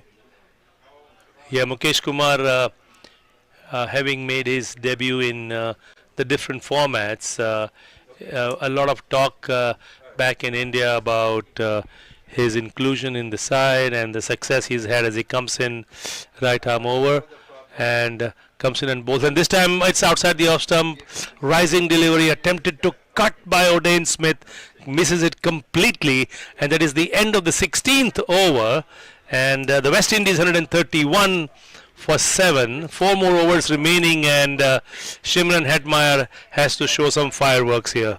Yeah, but I think it's also important with the power hits and abilities of Hetmeyer, O'Dane Smith, and even Akil Hussain, who's in next. I think it's important that Hetmeyer stays to the end. He needs to finish the innings. In the IPL, he's been given a finisher role in the teams that he's been playing with recently. So I think he needs to prove himself here, show his worth once more. He's done a good job so far, but he needs to finish it off. Put the icing on the cake for the West Indies here. India has employed 6 bowlers. Hardik himself has bowled only 1 over so far. He went for 14. It is Kuldeep Yadav is getting ready to bowl his 4th over. Left arm over, and this time he swipes it to a fielder that is straight at short fine leg, and had the ball gone slightly wide of the fielder Mukesh Kumar at the fine leg area, they would have fetched him some runs, but unfortunately You feel like he missed out there. Kuldeep comes in, left arm over, and this time he hoists it over the vacant area, goes all the way for a 6.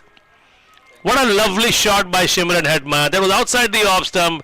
Shimron Hetmeyer took the time and hoisted it over the mid-off fence for a lovely 6. Welcome runs. Yeah, picked his field well. Nobody out at that deep cover boundary. The deep cover is more of a deep cover point. So a risk-free shot almost from Shimron Hetmeyer. He'd be glad to get the maximum result for it. Kuldeep comes in again, left arm over, bowls to Hetmeyer. Hetmeyer just pushes it on the onside. This time to the right of Mukesh Kumar, and they come across for a single, and there's an overthrow and a free extra run that Hetmeyer would not mind, as he will maintain the strike as the West Indies now move on to 140 for the loss of 7 wickets. Kuldeep getting ready to go through his overs quickly.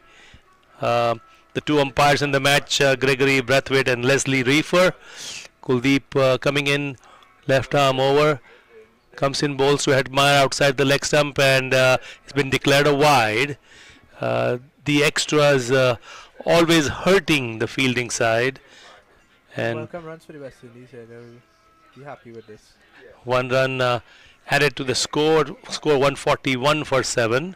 Kuldeep comes in, left arm over, bowls, and it's again outside the leg stump, and he just guides it toward the vacant mid-wicket area, and they amble across for an easy single, moving the scorecard on to 142 for 7. Hetmeyer and O'Dane Smith at the crease. Hardik Pandya trying to make some fielding changes. Hardik is now going on the offside, as O'Dane Smith will be facing Kuldeep Yadav. 142 for 7. We are in the 17th over here at the 4th T20 international between India and the West Indies. Hardik Pandya himself has brought him the short extra cover position. There is a third man. There is a slip in place as well for O'Dane Smith. A bit more aggressive fielding for O'Dane Smith. Kuldeep comes in, bowls, and this time he just pushes it on the square leg area. They take 1, and a quick throw back by Yuzvendra Chahal into the gloves of Sanju Samson prevents the 2nd run. The score now moves on to 143 for the loss of 7 wickets. We are in the 17th over. Kuldeep has taken 2 wickets so far in this innings. Kuldeep comes in, bowls, and this time it's a foolish length delivery. This pushed on to square leg. Shubman Gill runs to his right and stops the ball quickly to prevent them from the 2nd run. So at the end of the 17th over, the score is 144 for 7 with Shimron Hetmeyer batting on 45 and O'Dane Smith not out on 2. So 3 overs remaining. They need to at least target at least another 30-35 runs. Liam? I think that would be the aim, but 56 runs away from the 200 mark. It'll be difficult, but I don't think it's impossible, especially with the batting prowess left in the dugout for the West Indies. You still have Akil Hussain and you have two very capable ball strikers out there. So I think 180 would be the definite target, but if they could get a little bit more, because at the end of the day, this is it's not the biggest outfield, and it's a good pitch, so you're gonna have to have a lot to defend against this strong India batting lineup. The bowling so far for India, Akshar Patel has taken 1 for 39, Arshdeep Singh 2 for 12, Yuzvendra Chahal 1 for 36, Kuldeep Yadav 2 for 26, Mukesh Kumar 1 for 17, and Arshdeep Singh is now getting ready to bowl the 18th over from the commentator's end, which is the southern end of the stadium. He will be bowling to the left-handed Shimran Hetmeyer as Arshdeep Singh storms in, left arm over, bowls, and it's over pitched and is put away towards the mid-wicket area as they walk across for a easy single here at the Broward County Stadium. The stands on our right, Liam, sun is beating down quite heavily. Not many spectators, but the stand to our left, which is under the shade, is absolutely jam-packed. So I think folks are using the shade to help themselves, save themselves from the heat. Yeah, most definitely. This sun has been extra hot in the last couple of days in Florida, so I think that's where the ground may look a little bit more empty.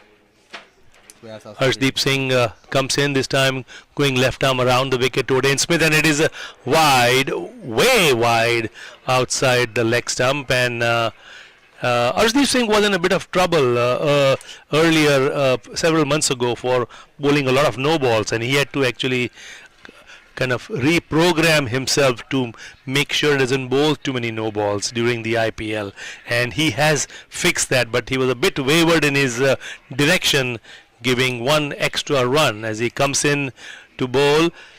This time left arm around the wicket, and a full toss, and it is driven to the cover area. They take one, come back for the second easily, and score now for the West Indies moves on to 146 for the loss of 7 wickets. I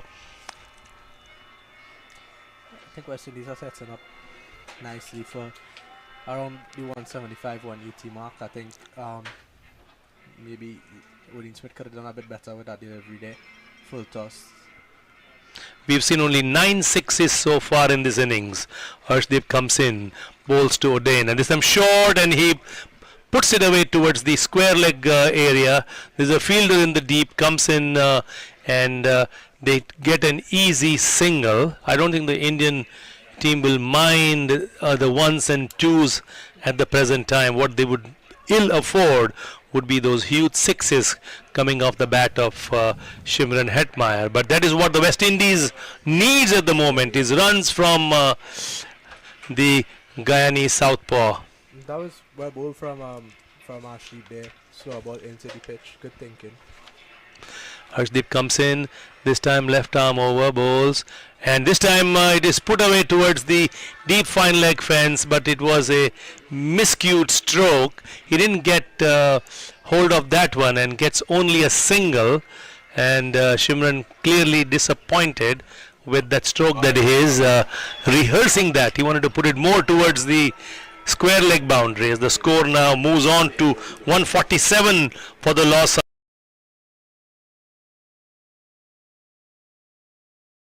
Get ready.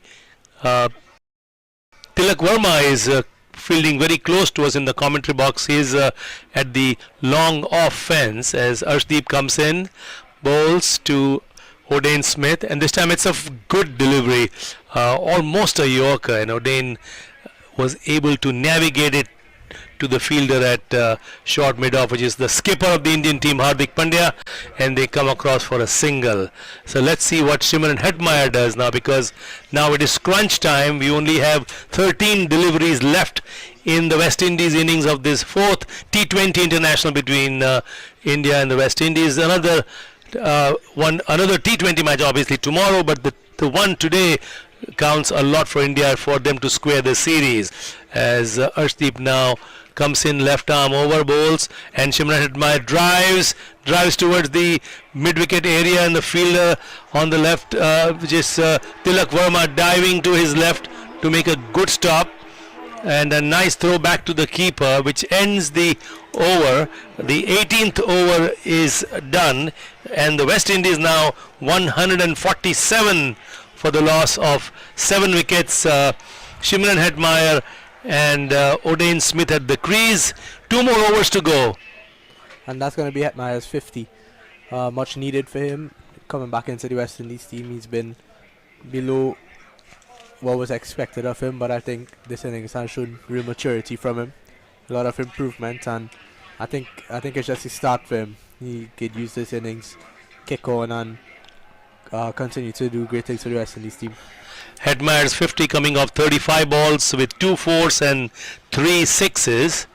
And I would think it would be more of a controlled Hetmyer innings. He knew that he had the responsibility of maintaining the innings after having lost after having lost Nicholas Puran as well as Roman Powell. So he took it upon himself as the responsibility. A very responsible innings, absolutely, by the Guyanese southpaw. Yeah. As the last 2 overs coming up, and from the northern end, it's Odain Smith to take strike. And this time it bowls, and he drives it towards the square leg area. They take 1 and come back for the second, and the score moves on to 149 for the loss of 7 wickets. The combination of Odain Smith and Hetmyer has been productive for the West Indies.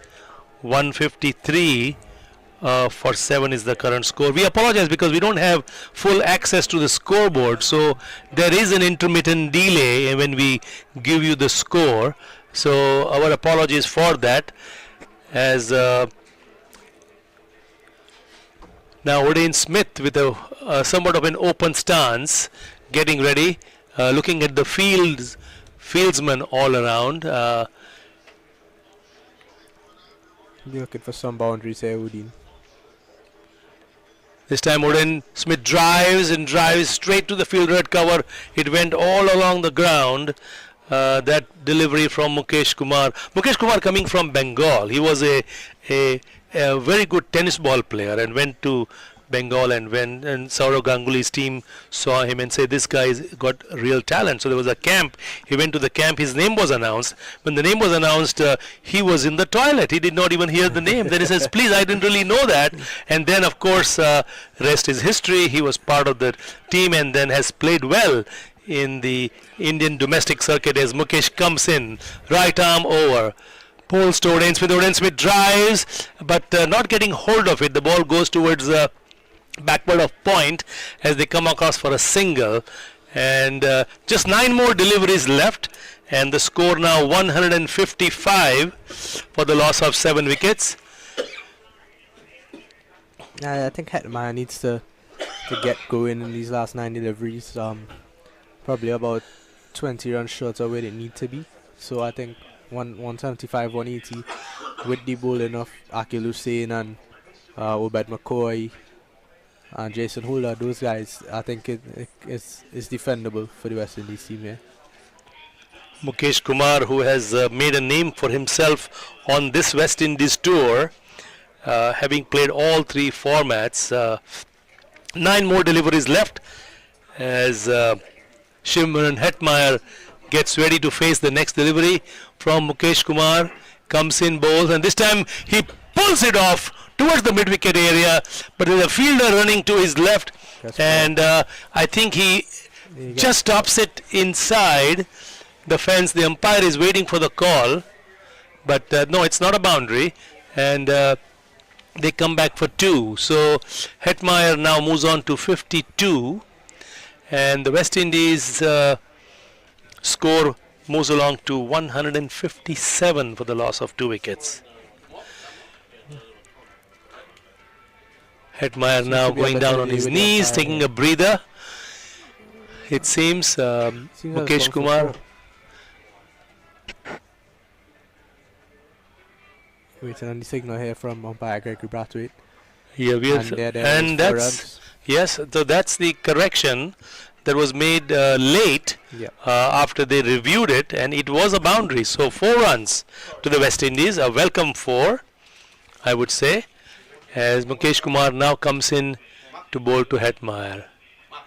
And this time it is outside the option, is driven straight to the fielder at long off, It's a and good they single just for the walk West across for a single, and this will be the last ball of Mukesh Kumar's over. It's a free hit And- here for him. Free hit here for Dean Smith. Last ball of the over, he'll give Hetmeyer a strike. So you want to get a boundary here.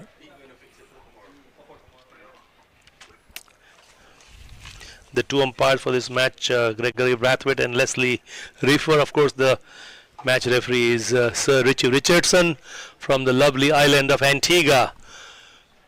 As Mukesh Kumar now comes in, bowls, and a short and rising delivery, well directed bouncer, and that was a So- dot ball. So a good end to the over by Mukesh Kumar, and Mukesh has bowled a total of 3 overs in this innings and conceded 25. Akshar Patel 1 for 39, Arshdeep Singh 2 for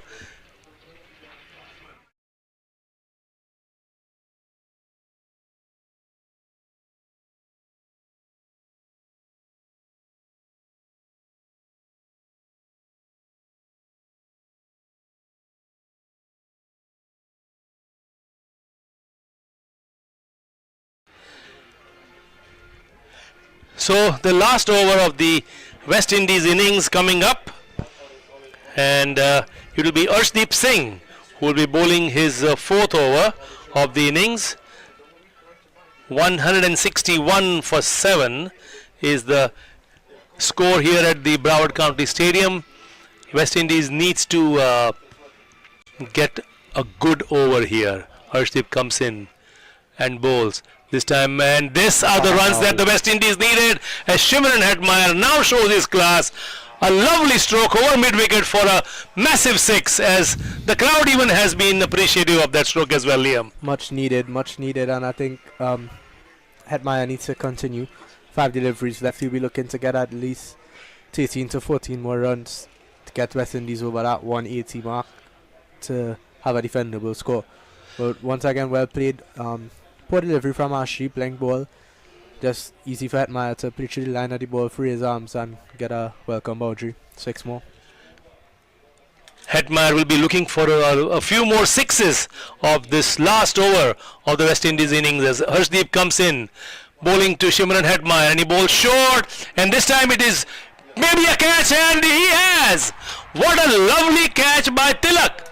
A brilliant catch, diving full force, and that will be the end of a good innings by Shimron Hetmeyer. Arshdeep Singh strikes again, and this is the 3rd wicket for Arshdeep Singh.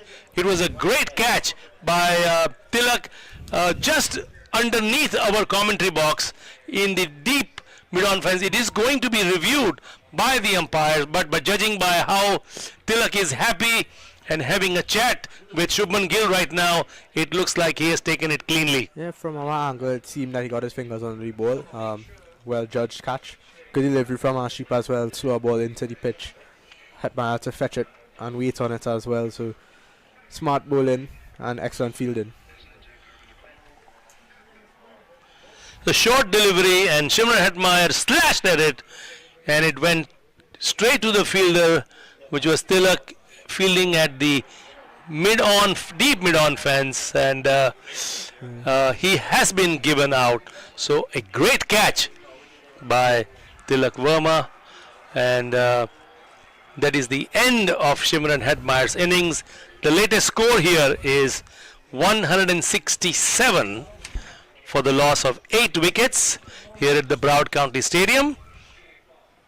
We are in the last over, the 20th over of this 4th T20 International, as the crowd continues to come in after the traffic jam that was here earlier. 19.2 overs have been bowled, and it is 167 for 8. I actually knock from Shamran Maya here. Did a job for the West Indies. Set a good platform and carried on towards the end. He would have loved to finish the innings not out, but Akil Hussain has an opportunity here to try to get West Indies a couple more useful runs. Yeah, Arshdeep Singh has bowled well. He was expensive when he started off, but he is the highest wicket taker so far, having taken 3 for 27. Akshay Patel has taken 1 for 39. Yuzvendra Chahal 1 for 36. Kuldeep Yadav 2 for 26. Mukesh Kumar 1 for 25. And as Arshdeep Singh comes in to bowl to Akil Hussain, the man from Trinidad, and he drives straight to the fielder at long off. The Mamchan family would know a thing or two about Akil Hussain. Goes for 4. Straight down the ground. Well played from Akil Hussain. So that one went all the way along the ground, and that is an area of the ground which is completely blinded to us, because the side screen and the temporary stand that they have been created completely blocks us. So we do apologize for not giving you the accuracy of that particular stroke, but 4 runs to Akil Hussain of the very first delivery that he has faced. As Arshdeep Singh now gets ready to deliver the last 3 balls, the score here is 171 for 8.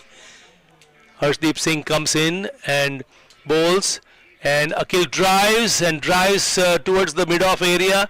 They take 1, think about a second, but decide against it. So the score now moves on to 168 for the loss of 8 wickets. The last wicket, of course, was 171 to 172 for 8. At the present time, with the last 2 deliveries coming up. Odain Smith not out on 2, Akil Hussain not out on 5. So 2 more balls to go. Arshdeep Singh coming in from the commentary box end to bowl to Odain Smith. I think he's going to try to nail a Yorker. And this time it was short, and he had a massive swipe at it and misses it completely. A dot ball at this juncture of the game certainly does not go well for the West Indies. And 172 for 8 is the score. Last ball of the West Indies innings coming up, and I think it would be a subpar score for the West Indies. Yeah, most definitely. I think with the conditions, small ground, the pitch conditions, 200 would have been excellent for them, but I think that they fell just below here. Arshdeep comes in to bowl the last ball of the West Indies innings, comes in left arm around the wicket, and this time it is hit long outside for a lovely 6 over extra cover. A good way to end the innings for the West Indies. 178 for the loss of 8 wickets. So the Indian target will be 179 to win. So that was a good stroke to end the innings for the West Indies. 178 as the fielders now come back to the dugout, and it will be the Indian team coming in to make 179 runs and see if they can level the series at 2 apiece to make tomorrow's match even more interesting. Your quick thoughts on the score for the West Indies of 178, Liam? I think that's exactly the finish that the West Indies would have wanted from Odain Smith. I still think maybe they fell 10 to 15 runs below what they should be, but the West Indies bowlers have not done a bad job in this series so far. So I think it's possible. It's a good score. It's defendable. But I think India have the upper hand going into the second half of the game so far. So we'll run through the scorecard for you for the West Indies. Kyle Mayer, Scott Sampson bowled, Arshdeep Singh for 17. Brandon King caught Kuldeep Yadav off the bowling of Arshdeep Singh for 18. Shea Hope caught by Akshar Patel of Yuzvendra Chahal for 45. Nicholas Puran, unfortunate, caught Yadav, bowled Yadav for 1. Roman Powell caught Shubman Gill, bowled Kuldeep Yadav for 1. Shimran Hetmeyer caught Tilak Verma, bowled Arshdeep Singh for 61. Romario Shepherd was caught by Sanju Samson of the bowling of Akshar Patel for 9. Jason Holder was bowled by Mukesh Kumar for 3. Odain Smith not out 15. Akil Hussain was not out for 5. 178 for 8 is the score. The highest scorer obviously Shimran Hetmeyer. The bowling figures for India: Akshar Patel 4 overs, no maidens, 1 for 39. Arshdeep Singh 4 overs, no maiden, 3 for 38. Yuzvendra Chahal 4 overs, no maiden, 1 for 36. Kuldeep Yadav 4 overs, no maidens, 2 for 26. Hardik Pandya 1 over for his 14 runs, and Mukesh Kumar 1 for 25. So the wickets being distributed fairly evenly, with Arshdeep Singh the pick of the bowlers. And so 179 for India to chase and level the series. And during the break, we'll have Vinod Mamchan and Mohammad Qureshi here to speak about US Open. So I'm going to hand over the microphone to Professor Vinod Mamchan, who is going to get us some information about the US Open from the big man, Mohammad Qureshi.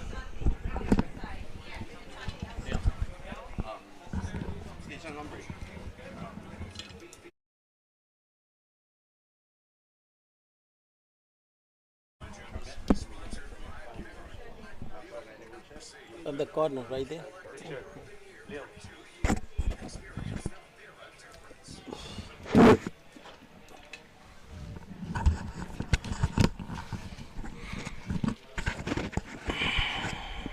Well, thanks for staying with us during the break. The West Indies 178 for the loss of 8 wickets in their 20 overs. Just to run through again, Shea Hoop 45 with the star of the show. Shimran Hetmeyer coming good, 61 towards the end. Odain Smith had 15 not out, 17 at the top for Myers, and Brandon King 18. Well, it gives me the opportunity to have a chat during the break here with Chairman of Cricket Council USA, Mohammad Qureshi. We had the Central Broad Regional Park, and when we're here, you know, you always think of Qureshi and the efforts that he has made to have cricket in these parts. He was very instrumental in getting this facility built. Take us back to that, Mark. As I say good afternoon to you, you must be very happy. You were here turning the sod at the start of the stadium, and now you're seeing international cricket. Yes, great view, and that's your dream for everybody. This American sports for the cricket. If you look at it, 2008, what a difference today, and turn out to the one of the sports you can consider to play American sports. T20, especially biggest 2 international teams is playing here today, West Indies and I guess India. Well, I know you're a big West Indian supporter. Are you happy with that score that they put down 178? You think that could be enough?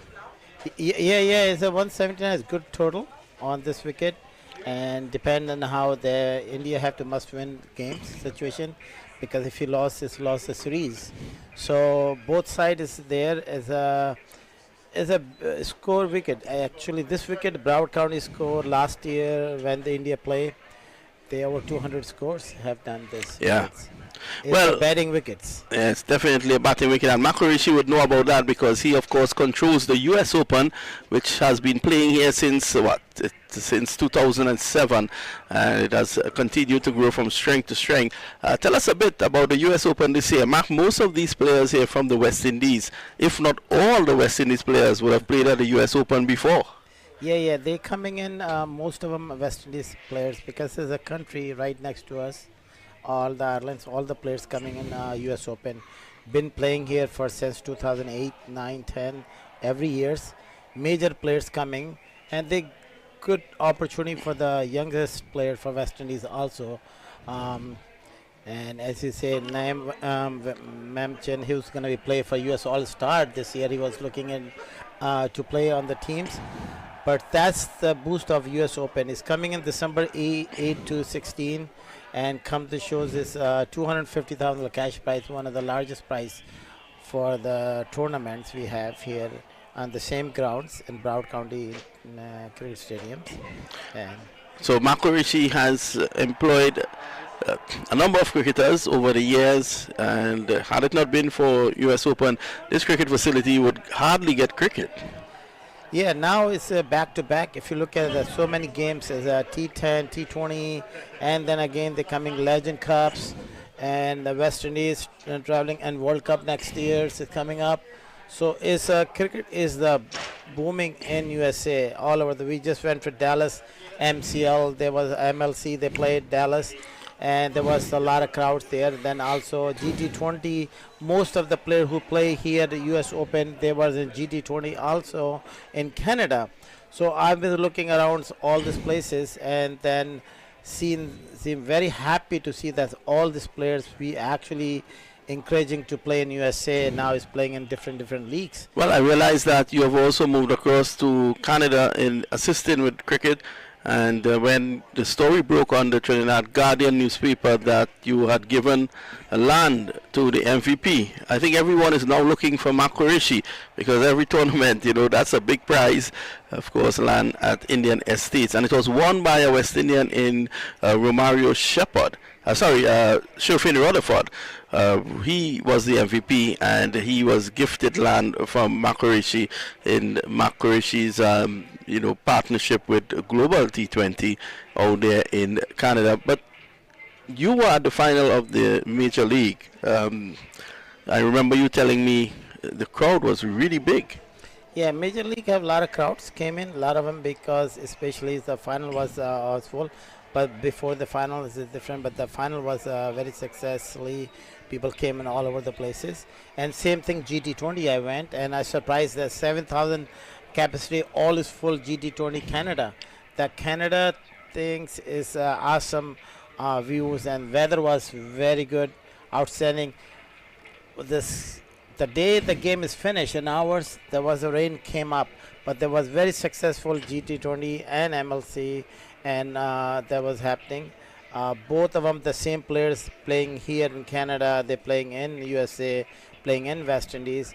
So that's good for the players. A lot of cricket's happening. Yeah, a lot of cricket happening all over. We're speaking to Mohamed Qureshi, who was the former manager of the United States cricket team.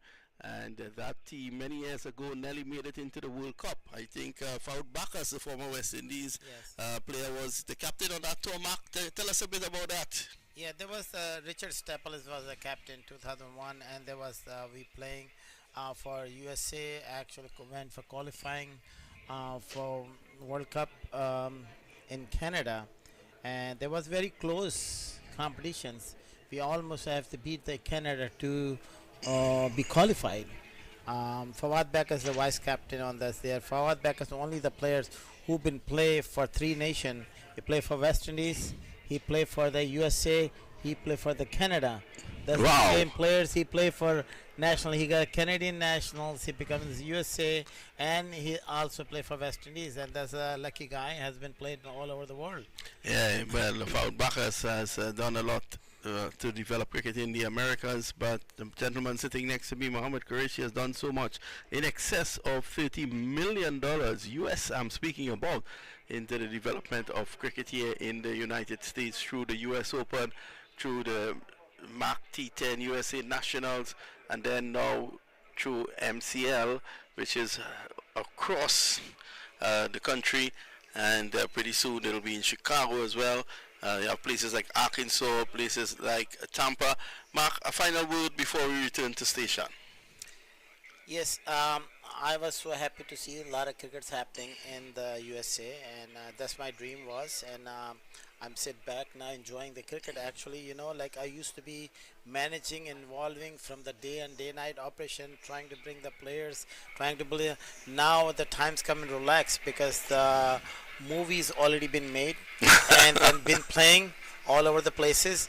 So I have less effort. Initially I started, I'm so happy other people involved, and they're doing a lot of crickets, and when I watch them up other people, I'm so relaxed, because I have not have do much, but at least they follow my vision, which is I have the vision to bring the cricket in America. That will be happening, and I'm so proud to see that anybody coming, they're doing the tournament, I fully support them and helping them whatever they need help. and I can watch the game. But you seem to be celebrated anywhere you go. Anywhere you go, you're a special guest. Special guest at MCL, MLC, special guest at Global T20. Even in Trinidad and Tobago, when you flew across there earlier this year, you were the special guest at the North-South Classic. So we want to thank Mohamed Qureshi for being with us during the break. We want to urge everyone to come out for the US Open in December. Thanks a lot, Mark.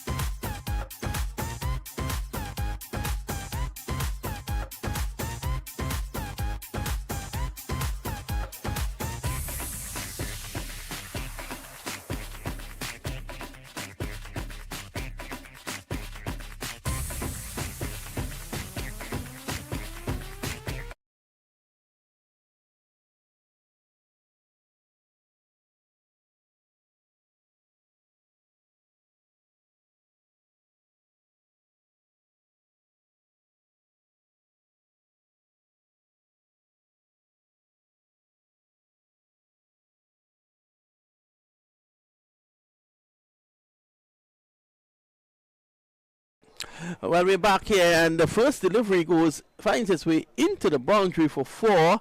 Remember, the Indians are chasing 179. And I say good afternoon to Archad Mehta. Good afternoon, Vinod. We have Yashasvi Jaiswal and Shubman Gill opening the batting for India. Yashasvi actually playing his second T20 international with the West Indies. And it is Obed McCoy who takes a start and probably forgot his steps, and he's going back to the run-up. And very interesting story for and an inspiring story for Yashasvi Jaiswal, who was found at the age of 21 to play his international cricket. And here is a delivery outside the off stump, and that's much better there from Obed McCoy. Obed McCoy would want to give the West Indies a good start. He's a good bowler, Obed McCoy, highly rated, but he has been injury prone. As I say, good afternoon from a very hot Florida to all our listeners across the world, across the West Indies, across in India, through all India radio. Just want to say a very good afternoon. It's Obed McCoy, a big man, left arm.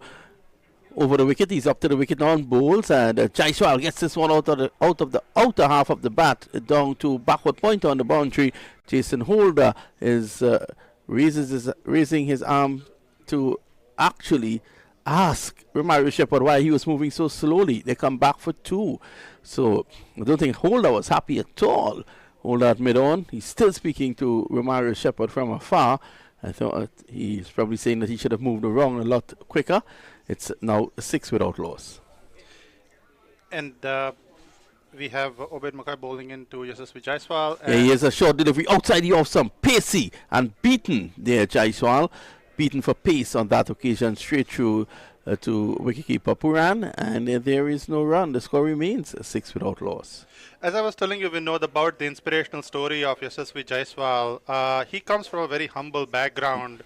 He's the son of a small shopkeeper in Uttar Pradesh who moved to Mumbai at an age of 10, where he used to play in Azad Maidan, and we'll continue the story after this delivery.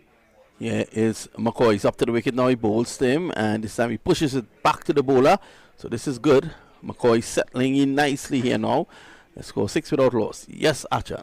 So the story of Yashasvi Jaiswal, where he used to practice in Azad Maidan, and he couldn't find a place to live, so he used to live in tents where he did not have electricity or bathroom facilities. But he was found by coach Jwala Singh, and we'll continue the story after this. Yeah, he is now. He's up to the wicket and bowls, and this is driven powerfully over mid-off and into the boundary for 4. Length delivery there by Obed McCoy, and he will learn pretty quickly that you can't afford to bowl like that on a good batting track. India chasing 179.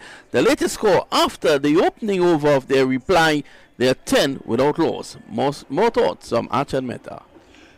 Right, so Yashasvi Jaiswal, he got his fortunes turned when he was selected for the Under-19 World Cup, and from then he was the top scorer of the series with 400 runs, got player of the series, went in to play for Rajasthan Royals, and scored the fastest IPL 50 in 13 balls just this year. Wow, well, the West Indies will be hoping that he can't reproduce that today. Remember, if India can't chase down 179, the West Indies will be lifting the trophy. Should the Indians get up to 179, well, tomorrow, I think you'll have a packed house here, as that will be the decider. It's going to be Akil Hussain, the man from Trinidad, Queen's Park player. He's going to take up the attack from the far end. It's his favored end. I was speaking to him leading into the game, and I'll tell you something after this delivery. Here is Hussain, wrong the wicket. His back is worked away nicely. That's 1. They're going to come back for 2. So Shubman Gill takes a score now to 12 without loss. He is off and running. And Akil Hussain, playing at the US Open, bowled from the northern end. In one game, he got 6 wickets. And ever since, he says that that's his favorite end. He gets the ball to drift. The ball, the wind is coming from the right to left. So it's going to drift in the air into the batsman, and hopefully on pitching and moves away. This time he's back, punches it nicely. This guy, Gill, makes it look so easy, Shubman Gill. He is very easy on the eyes, and there are some players who have so much time with them when they play the shot. The likes of VVS Lakshman, you have Shubman Gill and Rohit Sharma come to mind. And with Shubman Gill, we see a lot of panache and style when he plays just a shot down onto the long off fence. And we have Akil Hussain, who comes in, adjust his fields a little bit, and I'd like to welcome Dr. Nilesh Mehta into the cricket commentary. Akil Hussain coming in from the northern end. Nice slow run of left arm over. Comes in bowls, and it's driven on the offside by Yashasvi Jaiswal. Of course, Yashasvi going through the ranks of the Indian cricket team and is a great rising star, as the man from Trinidad comes in, left arm over and bowls, and the reverse sweep, and he attempted to get it into the gap between square leg and backward of square, but well fielded at the end, and only 1 run results, and the score moves on to 14 without loss. Of course, India chasing 179 to win. West Indies scored 178 for 8 in their 20 overs. Akil Hussain now going left arm around the wicket. Comes in and bowls to Shubman, and Shubman just drives gently on the onside to the right of the fielder at mid-on and gets a quick single, and the score moves on to 15 without loss. Archana, not much of trouble for the Indian batsmen so far.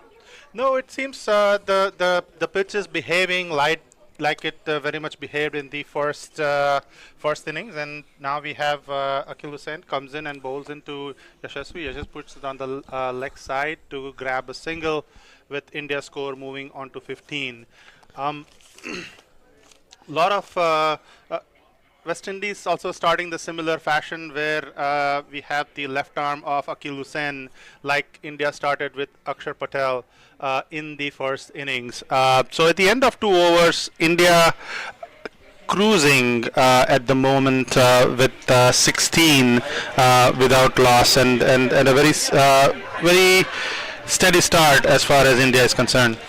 Yeah, 2 overs gone, 16 without loss. One of the problems for the West Indies teams where they were losing wickets in bunches. They lost Nicky Puran, Roman Powell for cheap scores. But this pair between Shubman Gill, the stylish Shubman Gill, and the talented Yashasvi Jaiswal, as We have Jason Holder bowling in too. this is driven on the offside and way past the fielder on the deep point, and it runs away for 4. And lovely glide on that occasion by Yashasvi, just opening the face with the blade, and 4 runs for Yashasvi as Indian score now moves on to 20 without loss. The West Indian quick bowlers certainly have their work cut out.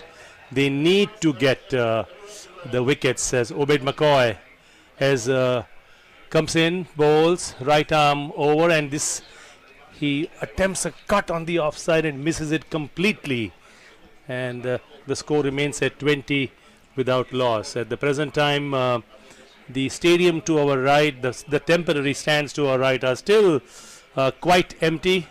The temporary stands on our left next to the VIP stands are also quite empty. Those are the one bathing in the bright sunshine here. At the moment there's a little cloudy as Jaiswal gets ready to face, and this time he drives right on the onside straight to the fielder at mid-on, and no run results. The score remains on 20 without loss. India at the moment just ensuring that they don't lose any wickets and putting a nice pace to their innings as they chase the score of 179 to win. Holder comes in bowls, and this was a good delivery that took him by surprise. It actually rose off a good length and took Jaiswal a bit by surprise, and all he was able to do is just barely put it away towards this short square leg fielder, but good delivery, a rising delivery from Jason Holder. Archan? Absolutely. India starting in a very similar fashion to how West Indies started, where Kyle Myers went after the bowlers. India, of course, putting the balls along the ground as far as the openers are concerned. Holder comes, and this time he drives beautifully on the offside, a slightly uppish stroke, but Jaiswal gets a lovely boundary on the offside, moves on to 20, and the score now moves on to 24 without loss. India. Jaiswal, of course, coming in after, having scored a century in his maiden test and taking his form from there to one day to the T20Is coming in, and here is Holder coming in and bowling to Jaiswal. And he bowls, and this time again he drives on the offside, a beautiful cover drive. That is a kind of shot you want to pay money for. A beautiful shot by Jaiswal, back to back, 2 boundaries, and the Indian innings up and running, moving on to 28 without loss, and end of 3 overs, India racing away to 28 without loss, with Jaiswal as well as Shubman Gill both showing their batting prowess. You tend to see a lot of style and flair when a left-hander is batting, and it is just so pleasing to the eyes, Doctor. The likes of today, this time Nicholas Puran did not get a chance to continue his form, which is good news for India. But Shubman Gill, the back-to-back boundaries with his score moving on, with his personal score moving on to 24 at a strike rate of 160 with 4 boundaries, is India onto a very good start at the end of 3 overs with 28 runs for no loss. So now it's going to be Shubman Gill, the bulk of the scoring done by Jaiswal. Now Gill on strike as he gets ready, and this time he punches the ball on the onside straight to the fielder at square leg, and they walk across for an easy single. As Archan said, when you watch Shubman Gill, he's one of those players who just seems to have that extra half a second, and that makes him so pleasing to the eye, almost like a Rohit Sharma like batter. If you were to compare him with that elegance of his is really one to watch. And now the left-hand, right-hand combination always gives headaches to the fielders, and they have to change. And it's Jaiswal at the crease and getting ready. The score at the moment is 25 without loss. And this time he attempted to put the ball away towards mid-wicket, and he didn't time it well, but they come across for a single, and the score is moving on quite nicely for India. They haven't taken any undue risks, this left-hand, right-hand combination, and we haven't seen any bouncers bowled, Archan, so far. That is correct. West Indies has not bowled the effective, even slower bouncers as we saw in the Arshdeep and Mukesh Kumar bowling, and we have Win McCoy coming in and bowling to Shubman Gill, and he just plays it back to the bowler. You talked about the left and right hand combination, Doctor. The 2010s was a time for Shikhar Dhawan and Rohit Sharma, and are you thinking about for the 2020s would belong to this opening pair which has so much of talent?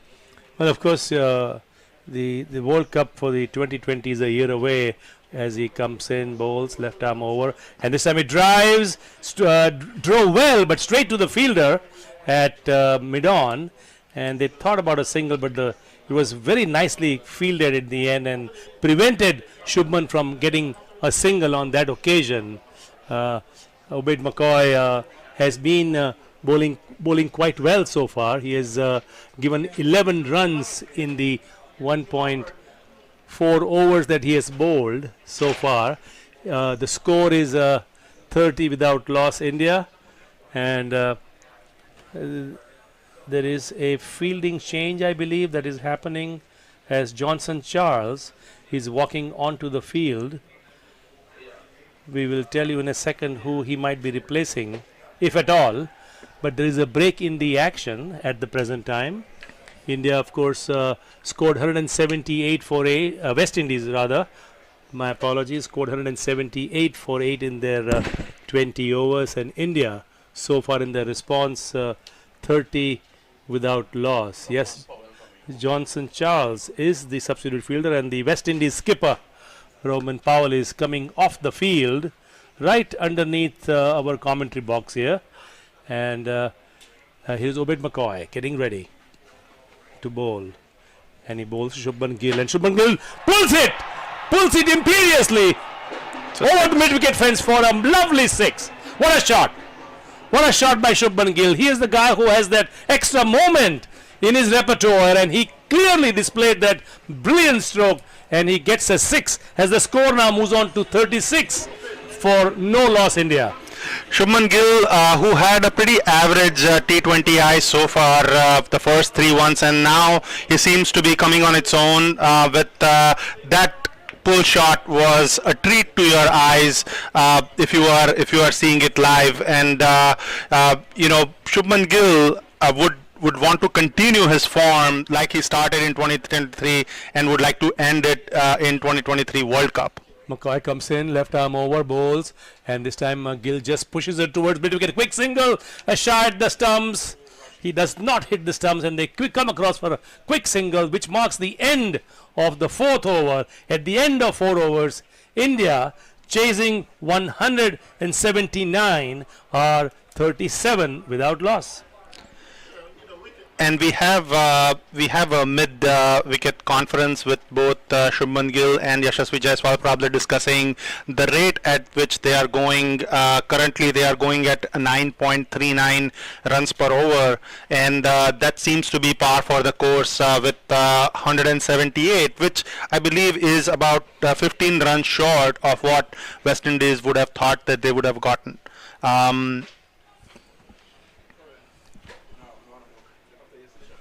And we have a change in bowling with it's Romario Shepherd now coming in to bowl from the commentator's end, which is the southern end of the stadium.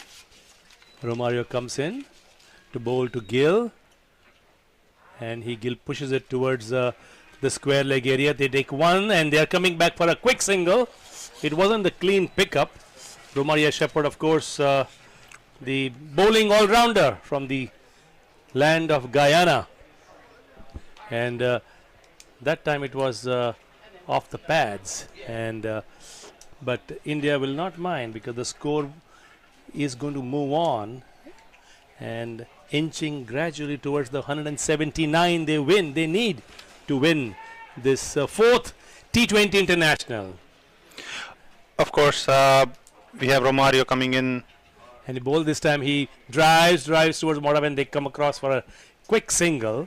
There's a slightly over-pitched delivery, and Gill just pushes it towards the mid-off area. There are no demons in this pitch. The batters have the time to score.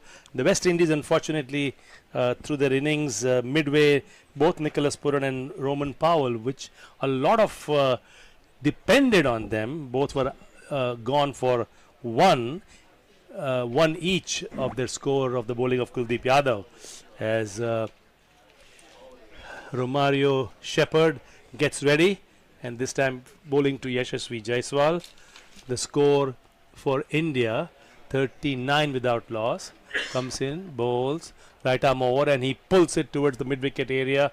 There's a fielder coming in from the mid-wicket fence, and they amble across for an easy single in the park here at the Broward County Stadium. Clouds up in the air, sun filtering through intermittently, and the crowd, I think we've seen the maximum crowd so far. I don't think we're going to see any more crowd come in, particularly with the heat here in southern Florida.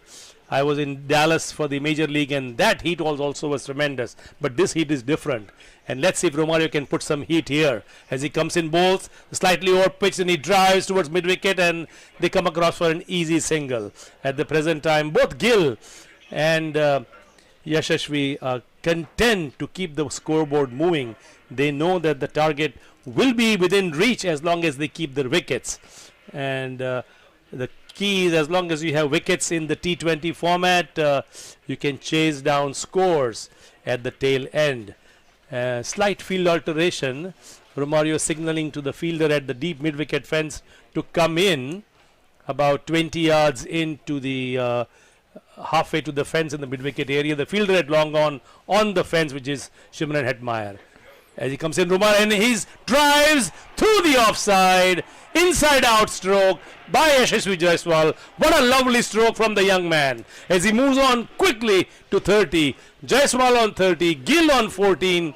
India batting really well, Archana, and the score now moves on to 41. India definitely in the driver's seat here in the first 6 overs. They are counting on the field restrictions for the West Indies, and making the most of it at this point in time.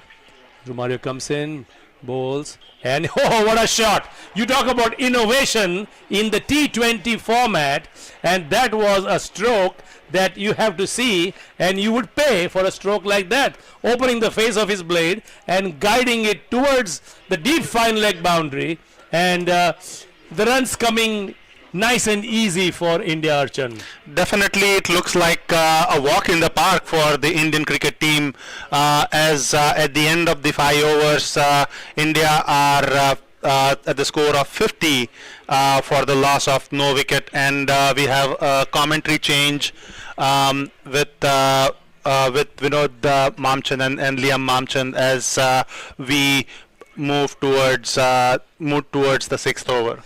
So here we are, the end of 5 overs. India making no mistakes, gathering runs, the momentum clearly on India's side, and both the southpaw Yashasvi Jaiswal as well as Shubman Gill batting really well.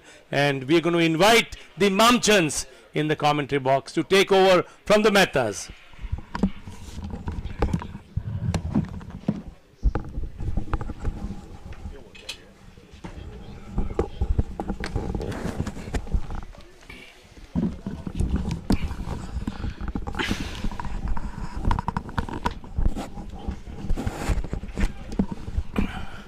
Thanks a lot, Nilesh, and of course Achan.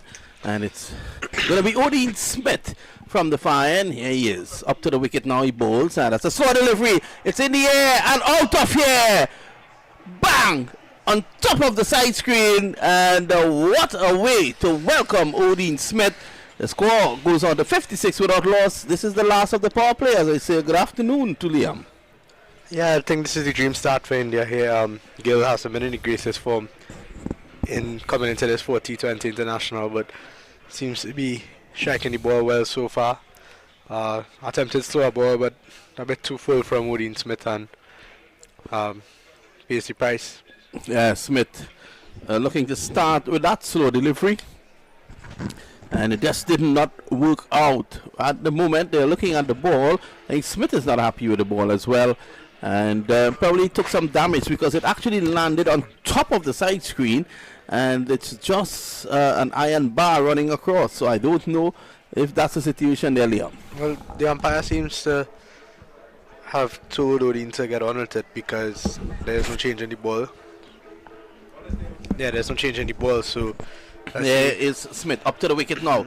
Bowls to Gill. Gill cuts and cuts well. Well fielded at point and knocking that one down to his left. There was King, and he saved what would have been a possible four. But the score remains at the moment 56 without loss. The West Indies would know that they need to separate these two. They need to take wickets at consistent periods in order to continue to break the momentum of the Indians. Here's Odin Smith from the far end, comes in now, up to the wicket, bowls, and it's a short, looking to fan this away the third man. Appeal there for caught behind from Puran, but that was an appeal more in optimism than conviction, and the score remains under 56 without loss. This is the last of the power play, a great power play start. Yeah, exactly what India would have wanted, but I think from a West Indian perspective, they would love to pick up maybe 2 wickets as soon as possible to try to get India to slow down, put them on the back foot a bit and settle into the game. The bowlers haven't gotten a chance to settle as Jaiswal and Gill have taken them on. So it's going to be Gill, the languid Gill. He waits on Smith. He's up to the wicket again. A short delivery, and he could be in trouble just over the head of Johnson Charles and into the boundary for 6 at backward square. Now, look at the West Indian fielders out there. They probably think that Charles could have given a better attempt. Sharon Man has his hands on his head. That was all wrist. Unbelievable. Would have been a wrist difficult of chance. steel. It would have been a difficult chance for Johnson Charles, but I think Jason Holder would have Jason had to Holder, be yeah, maybe, or maybe even over McCoy, someone with the height. McCoy or Holder might have had to bend down to take that. Here is Odin Smith up to the wicket now. He bowls again, and this is flicked away to mid wicket. There is no run there, and the score remains 62 without loss after 5.5 overs. This is not looking good for the West Indies at the moment. Remember, the target is 179. So far, Kuhl has bowled the best over for the West Indies, just 6 runs coming off his only over. I think the West Indies will look to use him with the power play over after this. Here is Odin Smith up to the wicket now. He bowls short, cut away, and that's 4. The Indian fans on their feet here at Central Broad at the end of the over, at the end of 6. It's 66 without loss. 666 is not a number anyone likes, but that's the situation here at the moment. So at the end of the power play, the Indians are 66 without loss. More thoughts from Liam. We see the skipper of Manpower coming back onto the field. Seems to have a bit of an injury on his finger, but he's back on now as Johnson Charles comes off. Seems to be Jason Holder coming back into the attack. Well, you need the experienced men, and Holder fits that bill perfectly. He's been a great servant of West Indies cricket, Jason Holder. On over for 12 so far, you would look to have a better second over. Field's going to be spread now as the power plays over. I want to say good afternoon as Holder comes into the bowling attack now from the media center end. I want to say good afternoon to my good friend in Barbados, David Fitzpatrick, Mortimer Harris, also Andrew Mason out there, Woody Richards, Kevin Pyle. What about the big man himself, the legend, Philip Spooner, as Holder is going to take up. the attack. All of Barbados will be urging him on to do well here. Here is Holder. He bends forward and runs in. Up to the wicket now. He bowls to Jaiswal, and that one crashes into the pad, goes just behind square. And I think they're going to complete a leg by. Yes, they do. So the score is 67 without loss.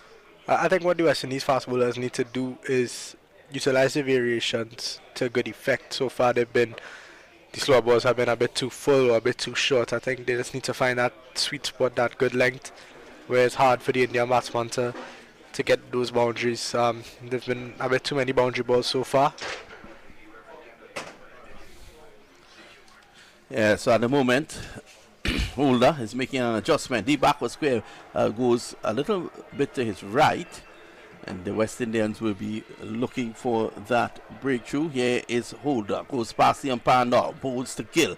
Gill, this one takes the pad, did it? Or was there bat onto that? But it goes into the boundary for 4 at fine leg, and that will take the score along further now.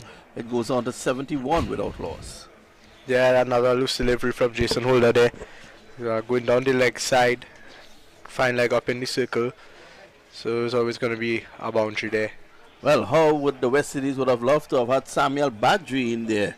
He did very well. The very first time the West Indies played here against New Zealand, did very well. And at the US Open right here, he took a beaver trick. I think they would have to go into the com box and get him. Pushed away down to mid-wicket. They take 1. They're going to come back for 2. No, Gill says he'll stay for 1. In fact, there's a misfield, and they're allowed to go back for 2. Kyle Myers, reckless there. The ball actually stopped, and Myers still overran it. So that's 2 more. The score goes on by 2 to what? What it's now? It's 73 without loss. Cesar Myers just took his eyes off the ball at the last second there, looking to stop the 2. And unfortunately for him, he left the ball. Holder, with all the experience in the world, runs away from us now. He's up to the wicket. He bowls to Gill, and this time Gill just plays it away to short mid wicket. Holder himself goes after it, and they get 1. The score is 74 now without loss, and the Indians are making this look very easy indeed. Yeah, better delivery from Jason Holder there. A little bit of pace off the ball. I think pace on has been travelling so far, so I think it's good adjustments from Jason Holder. But yeah, the Indians will be very happy with the position that they're in at the moment. But as I said, a couple of quick wickets could turn this game on its back again and see the West Indies on top. So I think that would be the plan. And I think a spinner being introduced into the attack, Akil Hussain, would maybe be the difference that they need. Well, we may see him in the next over from the northern end. Here is Jason Holder though from the media centre end. Again, another slow delivery, worked away down to long on. And now you would find they get 1. The score goes on now to 75 without loss. What you would find now is with the field relaxed, the scoring rate will drop a bit. But the West Indies team would know that they need to consistently take wickets here. Yep, exactly.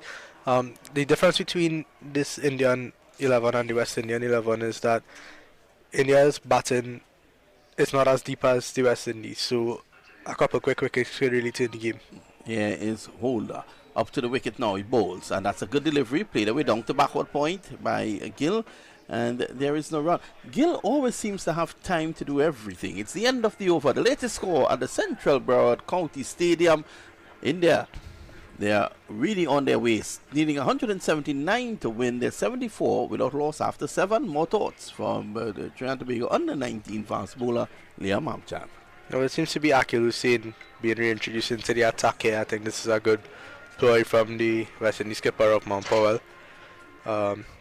What's worked for the Indian bowlers as well as even in this 1 over that Akil has bowled so far is that pace off the ball has been effective. Kuldeep Yadav slowed through the air 4 overs, 2 for 26, and he was the most effective Indian bowler other than Arshdeep, who utilised his slower balls and his Yorker as well. So I think with Akil being reintroduced here, it could pose some problems for Gill and maybe even Jaiswal. And it goes back to the point where you think that the West Indies selectors missed a trick here by not having Gorakesh Moti on this team. You need that second quality spinner, and Roston Chase is there. The one game he got in Guyana, he bowled well, 28 runs off his 4. you tend to think that Hussein needs that help as well. Hussein is excellent and he has been doing well. But you made an excellent point when you said, pace off, and you look at the results, you look at the bowlers, you look at the stats, and that is what it dictates. That you take pace off the ball, you slow the bowling down, and it's going to be difficult to get the ball away. So it's going to be Akil Hussein from the northern end. Here he is. He walks in and he's up to the wicket now, bowls, and this is worked away down to long on. One to Jaiswal. He goes on out to 35. Shubman Gill, who is on 37, comes in to strike, and the score goes on by 1 to 76 without loss.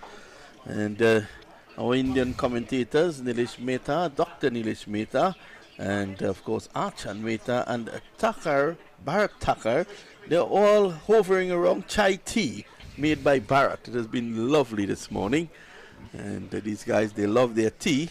They take after their Prime Minister in India, who was a tea seller, I was told.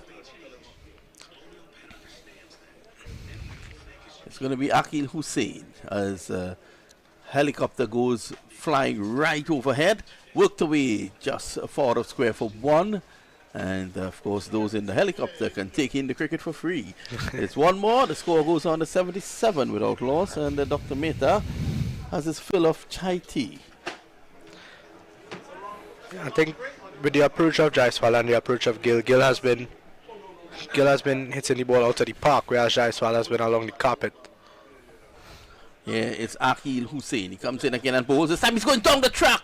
Hussein saw him and pushed it through quicker. It crashed into Jaiswal's body. They still get the leg by, as that takes the score along now to 77 without loss. So the Indians here are really 78, I'm told.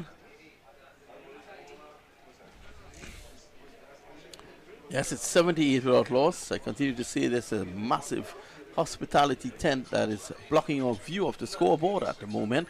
Here's Akil Hussein. This time Gill is down the track, meets it, greets it, and gets 1. Yeah, so far Gill 38 or 39 of 23 deliveries, 2 fours, 3 sixes. Jaiswal 36 of 22 with 7 fours. So what about Akil Hussein? 1.4, none for 9. In all this ball beating, the man returns those figures. Here he is. He runs, he walks, and then he bowls. Short. Rushes into Jaiswal, and that's 1 more down to long on. Now the West Indies will be zeroing in on Jaiswal. He seems to have gone off boil in recent times, probably due to a lack of strike. He goes on to 37. It's 79 without loss. and once again Akil has bowled well. Piece of the ball, and I think that's where the West Indies selectors missed a trick here. Yeah, Shubman Gill to face Akil. He's around the wicket, bowls again, and this time Gill nonchalantly plays this away for 4. Look at that. This guy, I think he should be investigated. I think his wrists, they're made of steel. That goes down to a wide-ish long on. It was a mere push. That's 4. So the latest score after 8 overs in there, they are 84 without loss, chasing 179. This pass is made simple here from Gill and Jaiswal.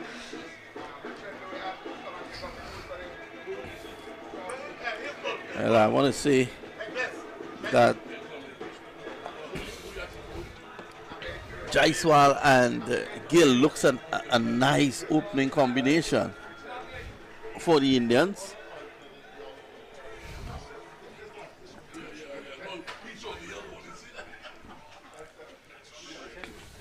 Change of bowling with Mario Shepherd. Shepherd has been pretty good in this series. Yeah, I think what has worked well for him is cutters and yorkers. That's been his strength so far in this series. It's been his wicket taking option as well. And I think, being one of the higher wicket takers in this tournament, in this series for the West Indies, he'll be looking to come and break this partnership. Here is Mario Shepherd. Round the wicket, he's in and bowls, and this is Jaiswal driving down to backward point. There's a chance to run out, and direct hit could have been interesting there. No one was backing up as well, and Holder is furious. Yeah, Holder seems to be furious as the ball hit Yashavi Jaiswal, and they still took the single. But well, it's sportsmanship. The Yeah. Indians not showing the best of it there on that occasion, and normally They might have refused that single, but the Indians know that they're up against it here. There would not be pretty scenes in Delhi and Dharamshala and Madras, better known as Chennai. I want to say a very good afternoon to Milton. He's produced a top track here. Short delivery, pushed away, worked away, one more. As Kyle Myers, who I'm surprised we haven't seen Myers. I'm a big fan of Myers as a bowler. I think Myers has been a golden arm, so to say, for the West Indies team over the past couple of years, and a little bit slower than the Azari Josephs and the Woodin Smith. So maybe he'll be a good option. Pace off the ball again. He's handy with his cutters. So I think he'll be a good option. I think Ruffman is missing a trick here. He should have him involved because he does a lot with the ball as well. Here he is. Shepherd is in, a slow delivery and slashed away for 4. Over backward point. Jaiswal, to be fair, was not in control of the shot, but he was able to get it away down to backward point. He goes to 42. Gill is on 44, and the Indians are large and in charge here. They're 90 without loss at Central Broward. I think in that situation, the West Indies would have wished they could have had a 6-fielder outside, third man up in the circle, slashing hard and going over. Well, Jason Holder has been the most in-tuned West Indian player out there in this run chase. I must say that. He's involved almost every ball. Here is Romario Shepherd. He's in now on bowls. This is forced away down to cover, and there is one more to Jaiswal. He goes to 43. It's 91 without loss. Have you noticed Jason Holder's attitude? Look at him again. He's urging the bowler on. He's in the bowler air. Where's the captain? Is he still off? No, he just came back on. He's seems to be at I can't seem to find him at the moment, but yeah, Jason Holder has really been animated here. He's been in tune with the game. Here is Shepherd running away from us up to the wicket now. He bowls slow delivery. Good delivery there by Shepherd, but again worked away by Gill. They take 1. Gill wants 2. It's not there, and the score goes on to 92 without loss now. I think India have been excellent in their running between the wickets. They've been aggressive running, always looking for the second runner and the first one hard. And I think the West Indies team could use could take a page out of the book of Gill and Jaiswal here. So Shepherd, he's in his second over, none for 19. Running away from us again. Shepherd up to the wicket now. He bowls. And this is worked away down to Jason Holder at long on. That's one more. So it's now 93 without loss at the end of over number 9. And you would want to say that the Indians are in charge here. Yeah, they are. But I think on the West Indies side, they have been a bit better in the last 2 to 3 overs. They've slowed it down a bit. Especially that last over from Shepherd. What worked for him well was pace off the ball. I keep saying that, so maybe even Rovman Powell mightn't have been a bad option to bowl. He bowled in the last T20, so he maybe wouldn't be the worst option. With 11 overs left, not much runs to defend. It's worth a try. You almost get the impression that the West Indians are just waiting for something to happen. But you're in a situation where you have to create something. You have to make something happen, yep. So it's going to be Akil Hussain, who has been by far the best of the West Indian bowlers. Done for 14 and 2. Continues to really enjoy his white ball exploits. Here's Akil Hussain. He's over the wicket. Bowls to Jaiswal, who is pulling away, not in total control. Goes down to the big man, Holder again, who is down there at long on. And that's one more. So the score goes on by 1. It's now 94 without loss. Yeah, I think Akil Hussain would be looking to pick up a couple of wickets as soon as possible. As I said, just around 85 runs required, 65 deliveries. So wickets are going to play a huge part in this defense from the West Indies. West Indies will know at the back of their minds that if they can get into the Indian middle order, there could be some problems. The Indians have a long tail, driving nicely, beautifully by Gill down to the cover sweeper position for 1. So that takes the score along now to 95 without loss. Jaiswal, 45, has been brilliant. 29 deliveries, 8 fours. And Shubman Gill, for his 45, 26 deliveries, 3 fours and 3 sixes. Here is Akil Hussain. And down the track, lovely by Jaiswal, he gets 1. So Hussain is trying his best, the man from Laventille in Trinidad, and he plays for Queen's Park Cricket Club. What a good bowler he is. A good all-rounder, Akil Hussain. He's good enough to have a first-class 100 for Trinidad and Tobago as well in the regional first-class tournament. And we saw when he single-handedly manhandled England a couple of seasons ago in the Caribbean to win a couple of matches for the West Indies with the bat. Here's Akil Hussain round the wicket now, and Gill first goes down the track and then displays it away quietly to Roughman Powell at cover. It's good bowling here from Akil Hussain. It's by far been the pick of the bowlers, and he will wish he could probably bowl 8. Well, I think every West Indian wishes he can bowl 8, even 12. This is a fine sweep down to long leg. It's running towards the boundary. Shepherd is giving chase, and Odin Smith, and Shepherd pulls it back just inches from the boundary, and they come back for 3. He wins the applause of the bowler. So that's 3 more to the Indians. They go on to 99 without loss. 46 to Jaiswal. Gill is also on 46, so no one is dominating. They're going neck and neck. A good bit of work there by Romario Shepherd. If it's one thing, he always gives it his all. Hussain is in his 3rd over. Seems to be a change in the field with Odin Smith at deep extra cover, now going into a deep backward point position. So Hussain is probably looking to go full and wide here for this last delivery to Jaiswal.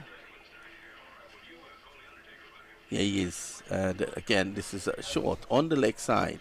And worked away for 1 by Jaiswal. The Indians, the 100 is up. They are 100 without loss after 10 overs. And from my limited knowledge of mathematics, that tells me the run rate is 10. But Nilesh Mehta and Archand Mehta, who's going to come in after us, will be able to expound on that a lot more.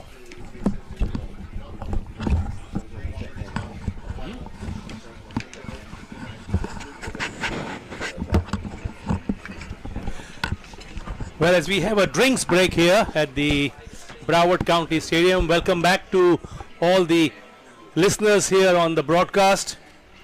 Of course, West Indies won the toss and decided to bat first and made one change.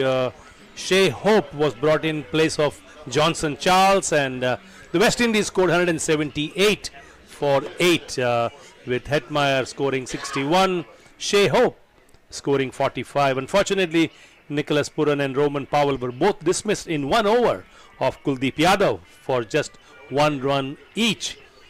And the Indian bowling attack, Arshdeep Singh took 3 for 38, but Kuldeep Yadav was the one who caused most damage, grabbing 2 wickets in 1 over.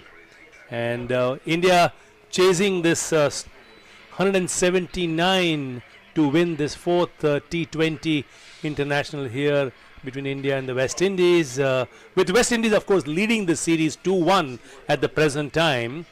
And Archan, with 110 overs, India needs to get 79 runs in the remaining 10 overs. So easy peasy. It's like the preparation for the math test that you are doing in 11th and 12th grade, right? You are expected to score 100 in linear algebra and trigonometry, which is what the Indian cricket team has done, coming into on a flat pitch here in the Bowers County Stadium here in Lauderhill, getting getting 100 for no loss. And Yashasvi, likes of Yashasvi, nearing his half century just in his second T20 game, and Shubman Gill, who by the way is not who is who is not a veteran in T20 internationals, is playing his 11th game, but of course he's coming from his orange cap IPL season of 890 runs, where he had 3 smashing centuries. Absolutely par for the course for the Indian team. It'd be interesting to see if a wicket falls, who gets to come in and bat. Would it be the likes of Sanju Samson or Tilak Verma, who is also another exciting player for India? Yes, India's first 6 or 7 are all star-studded. Of course, no Virat Kohli and no Rohit Sharma here, but the young guns, Yashasvi, the fearless Jaiswal, and Shubman, the stylish Gill, batting beautifully. Yashasvi Jaiswal not out on 47 of 31 balls, and Shubman Gill not out on 49 of 29 balls. Shubman Gill has hit three sixes, and Yashasvi Jaiswal has not hit a 6 yet, but both of them have been very productive. The groundsman, the head groundsman Milton Taylor, who was just with us a little while ago in the commentary box, getting some getting the pitch back in shape at near the popping crease, and the golf cart will be out of the ground pretty soon as play will resume, and it looks like O'Dane Smith will be bowling the 11th over of the match as India 100 for no loss in 10 overs. And here there's O'Dane, comes in right arm over outside the off stump, and he just pushes it towards the fielder at long off, and they come across an easy single.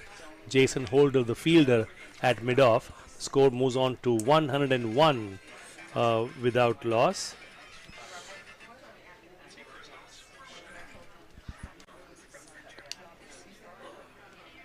And the field is very spread out for the West Indies, as you can imagine, with Indians openers going at more than 10 and over. The bowler is adjusting the field, making sure that all their fielders are on the right edges of the boundary. Here's O'Dane coming in. This time it's outside the off stump, slashed away. Backward a point, and the ball is racing away to the fence, and it will stop just a few inches inside the deep point, and the players and the Shubman comes back for 2. Brilliant stop on the deep backward point boundary. These are the kind of moments the West Indies team needs. Earlier, Vinod was telling how Jason Holder was rallying the troops of the West Indies fieldsmen. Every attempt to save a boundary, every attempt to the catch, these all are extremely important moments in the match to cheer up the side, and that was a very good effort to save the boundary. And the score now moves on to 103 without loss as Shubman Gill gets ready to face the next ball. Slight field adjustment, the third man coming in a little wide. As he comes in, O'Dane Smith bowls, and he drives straight to the fielder at mid-on. A nice little flick of the wrists. Almost would remind one of the older days of Muhammad Azharuddin flick, who was so brilliant with his wrist. But I think one of the standout strokes of this innings has to be that Shubman Gill shot over mid-wicket of Akil Hussain. It was a brilliant boundary that we saw early as O'Dane comes in, bowls. And this time he slashes outside the off stump, and the ball goes towards the deep point boundary, and players, both of them, walk across for an easy single. Score moving on to 104 without loss. And Shubman Gill, of course, has made his 50. Yeah, Jaiswal batting on 48. These two have really not been challenged a whole lot, have been gathering their runs with relative ease. And of course, Jaiswal now will be looking for his 50 in this fourth T20 international between India and the West Indies. We have a free hit on the ground. The last ball, the bowler overstepped, and we have the free hit, which is what Jaiswal is going to face, and he is inching towards his maiden international 50. He's on 48 with 32 balls and 8 rollicking boundaries, and we have Oden coming in to bowl to Jaiswal. And Jaiswal gets ready, and this time, oh, what a shot! What a shot! That is improvisation to the best, and that's his 50.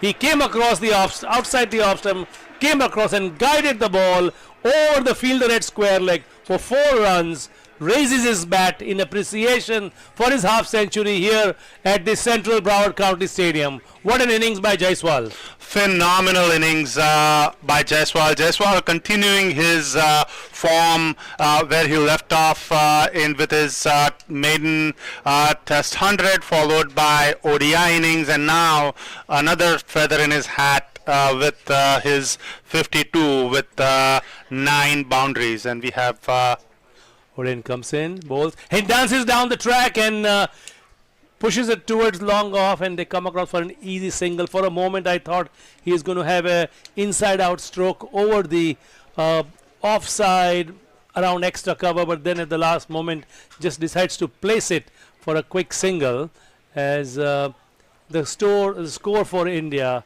keeps moving along, and the target of 179 getting closer and closer. West Indies, of course, need a wicket to stay in the game. At the moment, both Jaiswal as well as Gill have not given them any chances. Oden comes in to bowl to Gill, and this time outside the leg stump, wide, and the ball running away to the fence.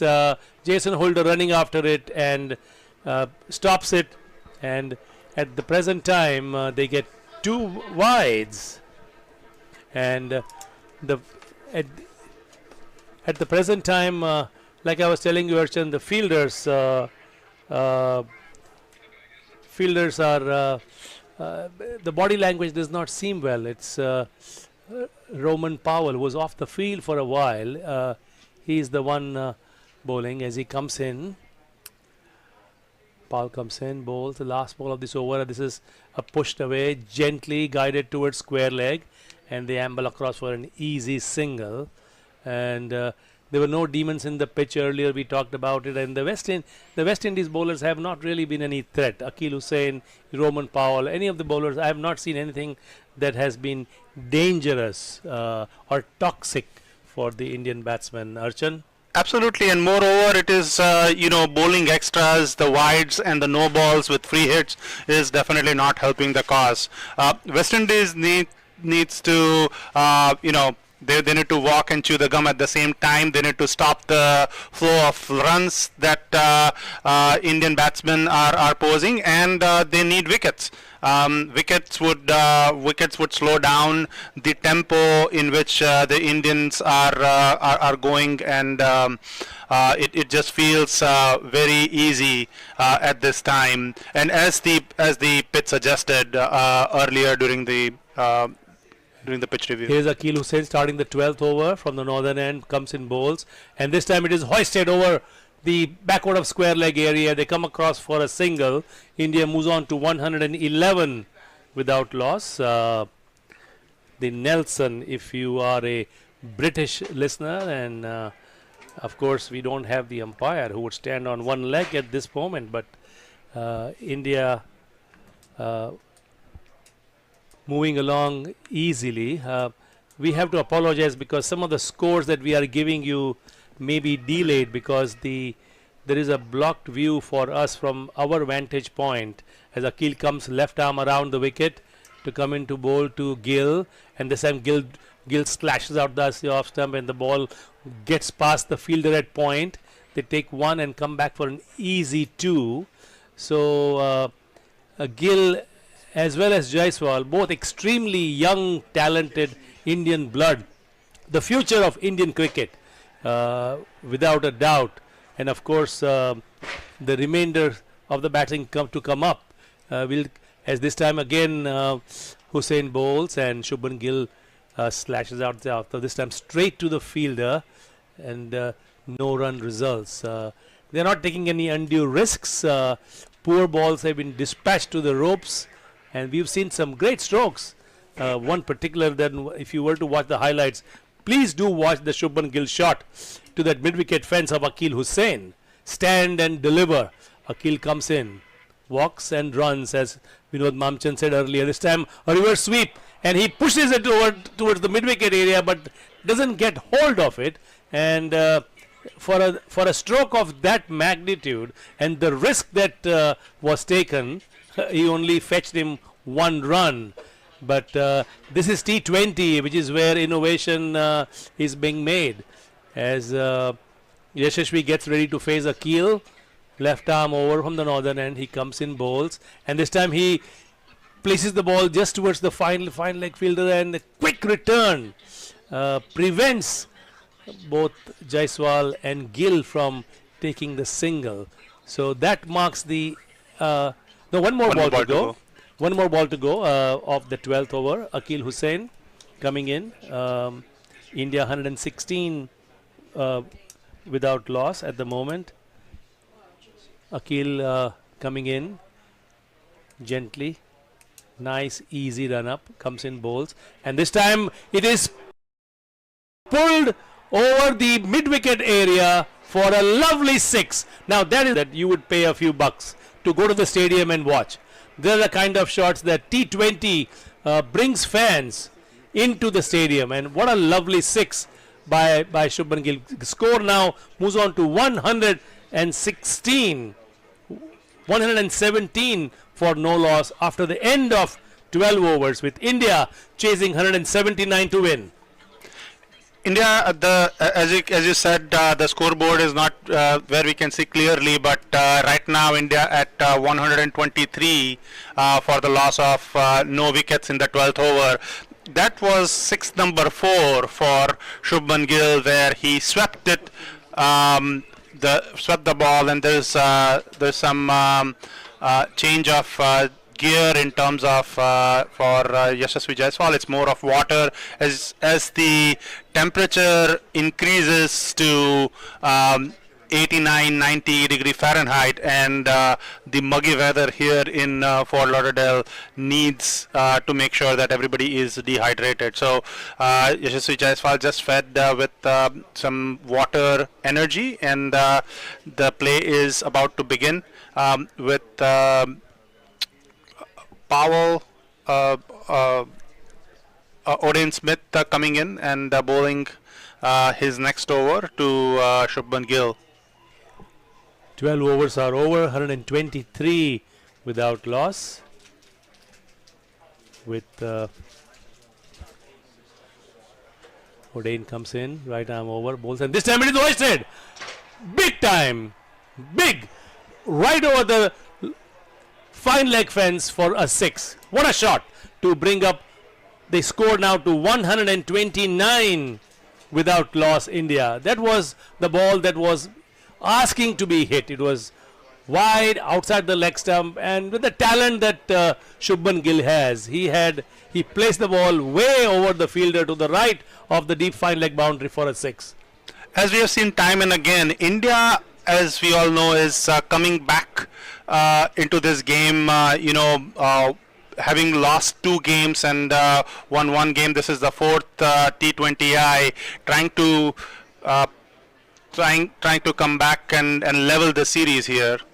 This time Gill punches the ball towards the mid-wicket, and they come back for a quick single, moving the score on to 130 without loss. Of course, India chasing 179 required to win this 4th T20 international to level the series 2 apiece, to make Sunday's match tomorrow even more interesting and the decider as to who will take the trophy home for this T20 series. It's Yashasvi Jaiswal now getting ready to face the 3rd ball of this 13th over. Gill batting on 62, Jaiswal batting on 61.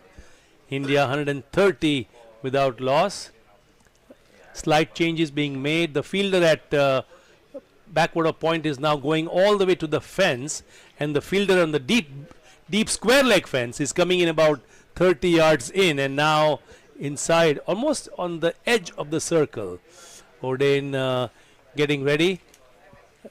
West Indies desperately needs a wicket if they have any chance of thinking about a win. Odean getting ready, comes in, right arm over, bowls, and this time he tries to scoop the ball up and loses the bat in his run up, and they still come across for a single. So that was a bit of comedy of errors, as now his bat is picked up by his batting partner, and he will hand it over to Yashasvi Jaiswal. The score moves on to 131 without loss, and this over has taken a little bit longer than normal overs that we have seen because of field adjustments and a few other things. Another field being adjusted, as now with the right hand left hand combination, obviously the field has to change, but in addition to that they are making some minor changes as well,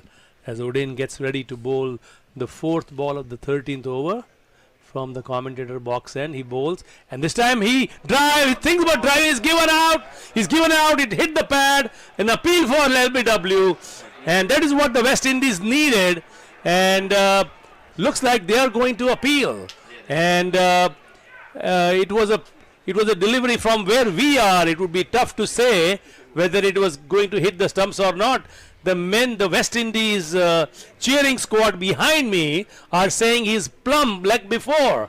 But of course, it's a very partisan crowd behind me supporting the West Indies, where it is all India so far. It has been all India so far. To me, the ball was going down the leg side, which is the reason why Shubman Gill asked for the review right away. We're seeing the replay on the screen here with Shubman Gill. Is there a bat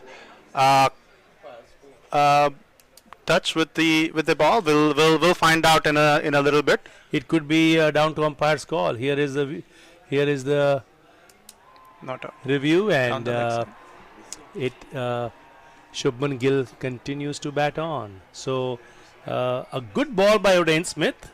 Nothing to take away from that, but the West Indies have not drawn any blood yet, and we are having the physio getting some stretches to one of the fielders. We'll tell you the name in a second. Powell. Oh, it's the skipper, Roman Powell, who looks like a tight hamstring that was being released by one of the physios, as the physio is running back out of the ground, and Roman Powell getting into the position at extra cover.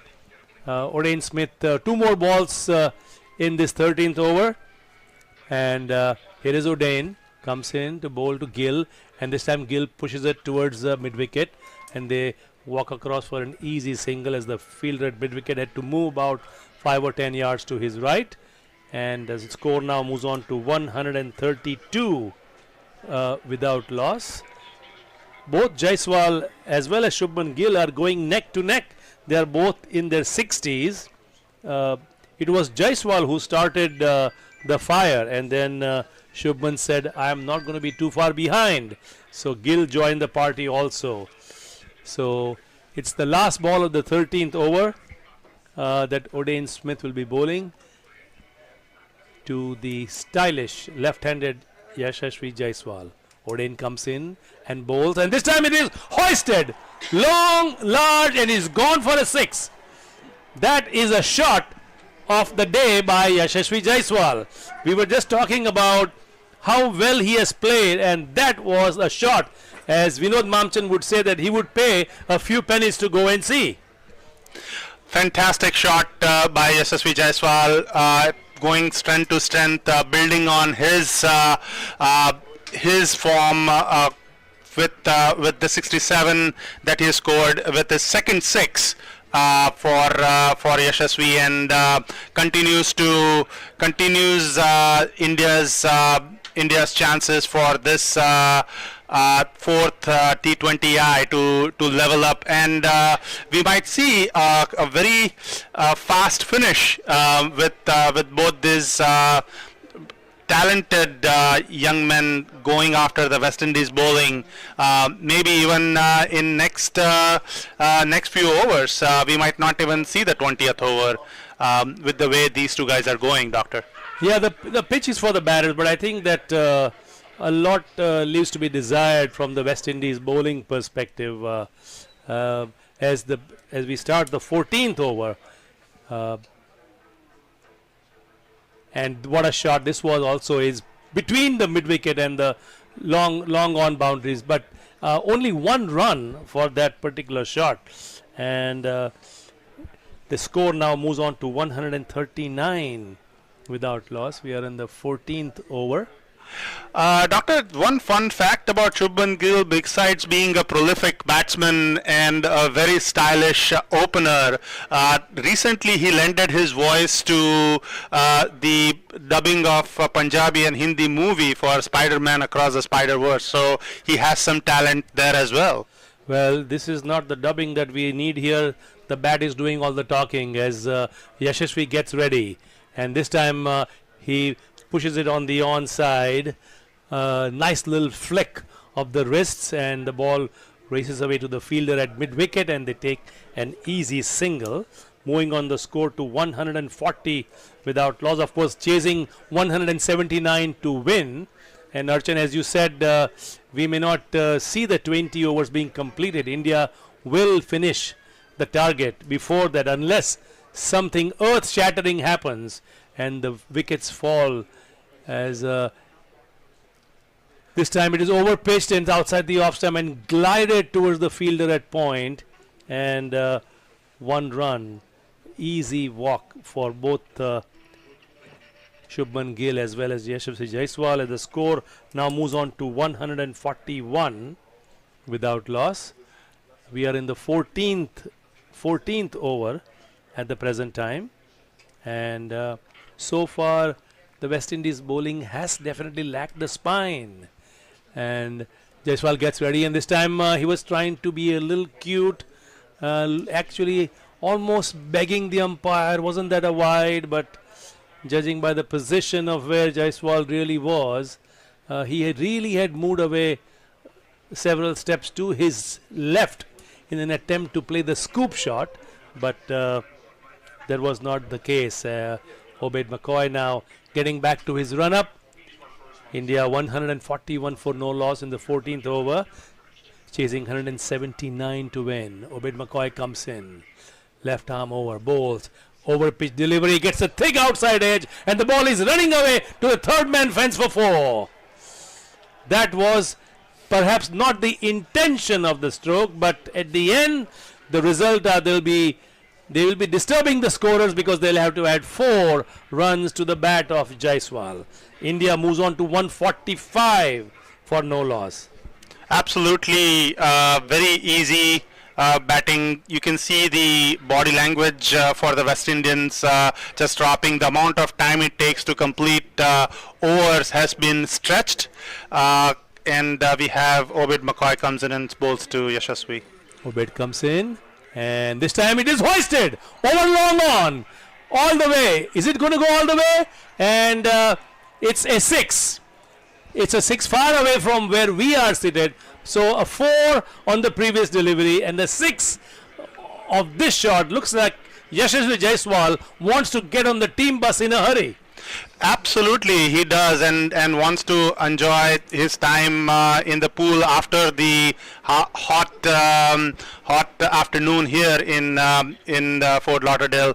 It looks some phenomenal batting by these two. By these two players. At the end of 14 overs, we have 151 without loss, and Yashasvi is batting handsomely on 78 at 170 plus strike rate, and Shubman Gill, who mind you has had 4 huge sixes. He is playing a second fiddle with 65. It really has been the Gill Jaiswal show here at the Central Broward County Stadium. Southpaw and the right-handed, both of them the two young guns of India, blazing here at the South Florida Stadium with the largely Indian contingent fan enjoying this brilliant innings from both Jaiswal as well as Gill. And it is going to be Jason Holder to bowl the next over, which is going to be the 15th over of the match, with the score 151 for no loss. Shubman Gill gets ready. Jason Holder comes up on his run-up, right arm over wide of the crease, and this time he flicks it over the mid-on area, and they come across for 2 runs. That area, the mid-on, long-on area, is the obstructed view for the folks in the commentary box from where we are. So we are not able to bring you the actual details in that particular area, but nevertheless 2 runs, with the score now moving on to 153 for no loss. Jaiswal and Gill, Jaiswal 78, Gill 65, having had no trouble. Let's see if Holder can make something happen here. He bowls almost a full toss, and this time it is pulled, and the fielder at long off probably dropped the catch, but we will bring it to you in a second, because it was not caught, but it was stopped short of the boundary. But whether that was a chance or not, we are not able to tell you with confidence at the present time. And where we are, I'm not even privy to the television replay either, so we can tell you that there is no wicket at the present time. So let's see if we can. Holder is making some changes at the present time.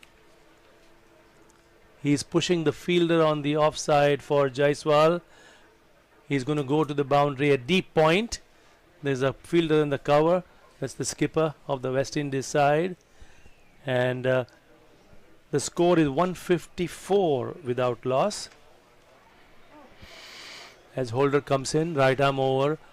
And this time he dances down the track, and a swing and a miss for the talented left-hander. So we saw about 9 boundaries and 9 sixes in the West Indies team, whereas the Indian players, the openers, they have 13 boundaries and 7 sixes. So a lot more shots along the ground, which got them the maximum purchase, and less risky shots as well for the Indian team. Here's Holder, and this time Jaiswal slashes it towards the offside, straight to the fielder. No run. A dot ball is a win for every bowler in this format. A wicket, obviously, is what Jason Holder would want for his team. And Jason Holder, as Vinod Mamchan was saying earlier, has been one of the most animated of all the fielders, trying to rally the troops and make something happen. But not much has happened for the West Indies team so far, as the Gill Jaiswal show continues. Holder on his run-up comes in, right arm over, bowls, and it's wide, way wide outside the off stump, quite wayward, and the umpire signals a wide. The umpires, of course, for this match, Gregory Brathwaite as well as Leslie Reefer, and the match referee, Sir Richie Richardson from Antigua. So one more added to the score. India moves on to 155 without loss. That was almost in the next zip code. The ball was that wide. Jason Holder gets ready for his run-up to come into bowl to Jaiswal. Comes in, and that's a full toss that is hit straight to the fielder at extra cover, and they come across for an easy single. And one more ball to come in Jason Holder's is the 15th over of the match. The score moves on to 156 without loss. At the moment, things going quite easy for India, Archan.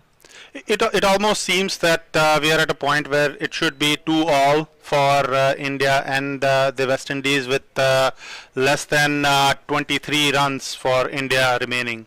Jason Holder comes in and there's an over pitch delivery and it is pushed away towards long on and they take an easy single, and that is the end of the 15th over. At the end of 15 overs, India 157 without loss. India needing 22 runs in the last 5 overs, and we will have a commentary change with the Mamchans coming on to the commentary, taking over from the Mehtas.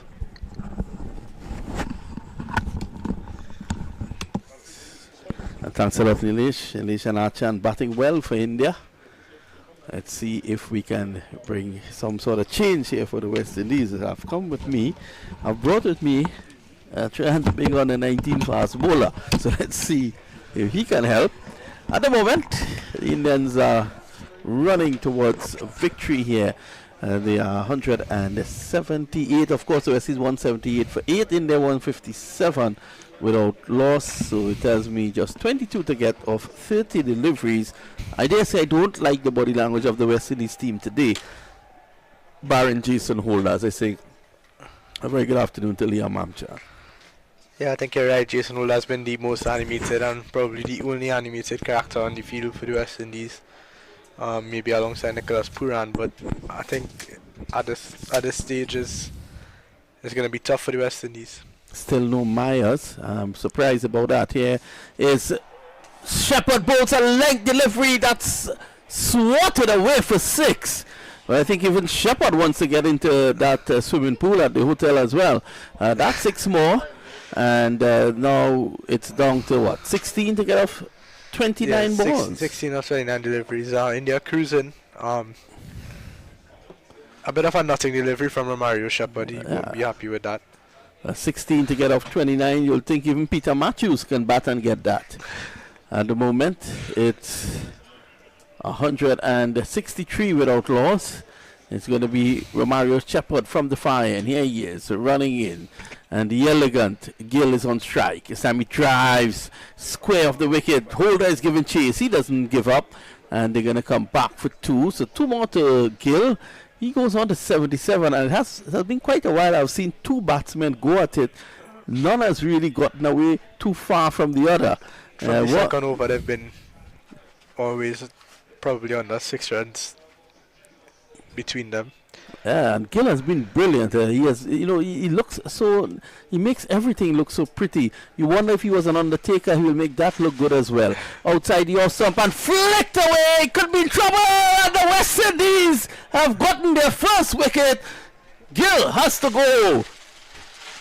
No celebrations on the West Indian players because I think they've lost our belief. But a good catch out there from Shea Hope. Gill just looking to flick this ball over mid-wicket for 6, but not getting the connection he would want, and picks out Shea Hoop. Good diving catches, right? Yeah, Gill goes to 77, flicking that one, and for once those steely wrists of his fails him, and Romario Shepherd continues to take wickets in this series. He gets a wicket now, and it's a situation of too little too late. Yeah, it seems to be with coming in for India is the informed Tilak Varma. He's made a statement coming onto the international stage in this series. The man got off the mark in international cricket with a 6. His very third delivery swept a 6 of Azari Joseph of all people. So the Indians here, they will be leveling the series, and tomorrow I think we'll have a packed house in here tomorrow. The Indians are going to fly all the way from Kolkata, Bangalore. They're going to come all the way from Mumbai, Chennai, and they're going to fly in tomorrow. I think Azari Joseph himself would be pretty disappointed to be sitting out today, knowing that he has been bowling well in this series, and he would feel like if he could have made an impact, seeing that only 1 wicket has fallen going into the 16th over, he would. Even Russell Chase, he had a good game last time out. So I think both of them would be itching to get back into the 11. Well, I think given the nature of the structure, it might have been might have been value in giving your Sanchez another game after that 7 overs down for 28 in Guyana. But I still go back to say that I would like to see Gorakesh, Moti Khan, probably Kevin Sinclair in this mix here for the West Indies team. Remember, even Yannick Correa to add a leg spin option to the West Indies team. yeah, good old Creech takes wickets, and here is Shepherd around the wicket. He comes in on balls. That's a good delivery, and it's pushed back along the track there by Tilak Varma. What I know is that Tilak is something that you put on your forehead. I didn't see Nilesh or our good friend Takar come with the Tilak today. We see what happened. Decent over so far from Shepherd, just Well, about 8 runs off it, 1 wicket, 2 deliveries to go. here he is. Short, pulled away by Tilak. He loves that shot. And he gets 1. But I was just told, as that takes the score along now to 166 for 1. I was just told by Dr. Mehta that Tilak was Rohit Sharma's daughter's babysitter. Let that sink in.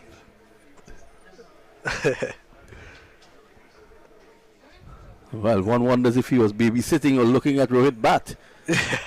He's quite a batsman. So it's Jaiswal. Very interesting stories with these Indian players. Edge! Down the third man for 4! Diving effort from Obed McCoy to his weak side, to his right side. Was always going to be a difficult chance, but this runs just seem to be flowing for the Indians no matter where the West Indians bowl. Yeah, well, McCoy there was a short third man. You can't fault him. He threw everything at that. Goes into the boundary for 4, and that's the latest score here at Central Broad Regional Park. The Indians are 170 for the loss of 1, so they require 9 runs of 24 balls. I think the Indians would have squared it here. Nilesh Mehta is on the phone with his family in Gujarat.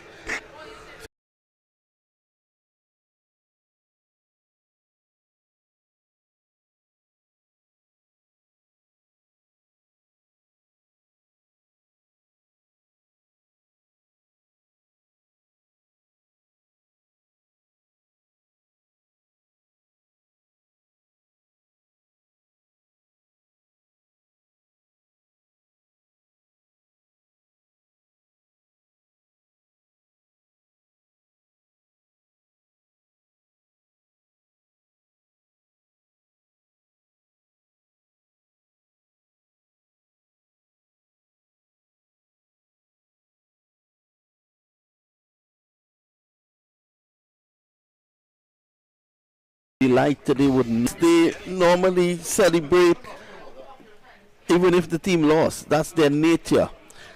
It's outside the off some cutaway down to point on the boundary, so that's 1 more, and that takes Tilak Varma to 3. So 171 for 1. So that's why we want to be here at the end, 83 or 48 deliveries. He'd want to be there to finish this game off. He wouldn't want to lose his wicket now. And Jason Holder would have other plans.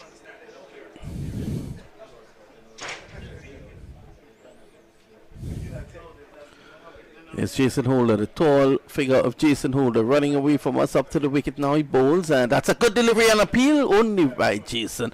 More in optimism than conviction. Not out, says the umpire. So it's 83 to Jaiswal. He's on strike. Tilak Varma is on 2. And you must applaud Jason Holder. You know, the West Indies team, yep, they're down and out, but he hasn't given up. What a statesman. He saved West Indies cricket with distinction. Jason Holder, here he is, running away from us. And that's a good delivery. Just back off a leg, that hard leg that you spoke of earlier on, Liam. That's 1 more. Takes the score along now to 172 for 1. Just about 7 runs required. Tilak Varma would love to finish this game with another not out, to continue his excellent start to T20 internationals.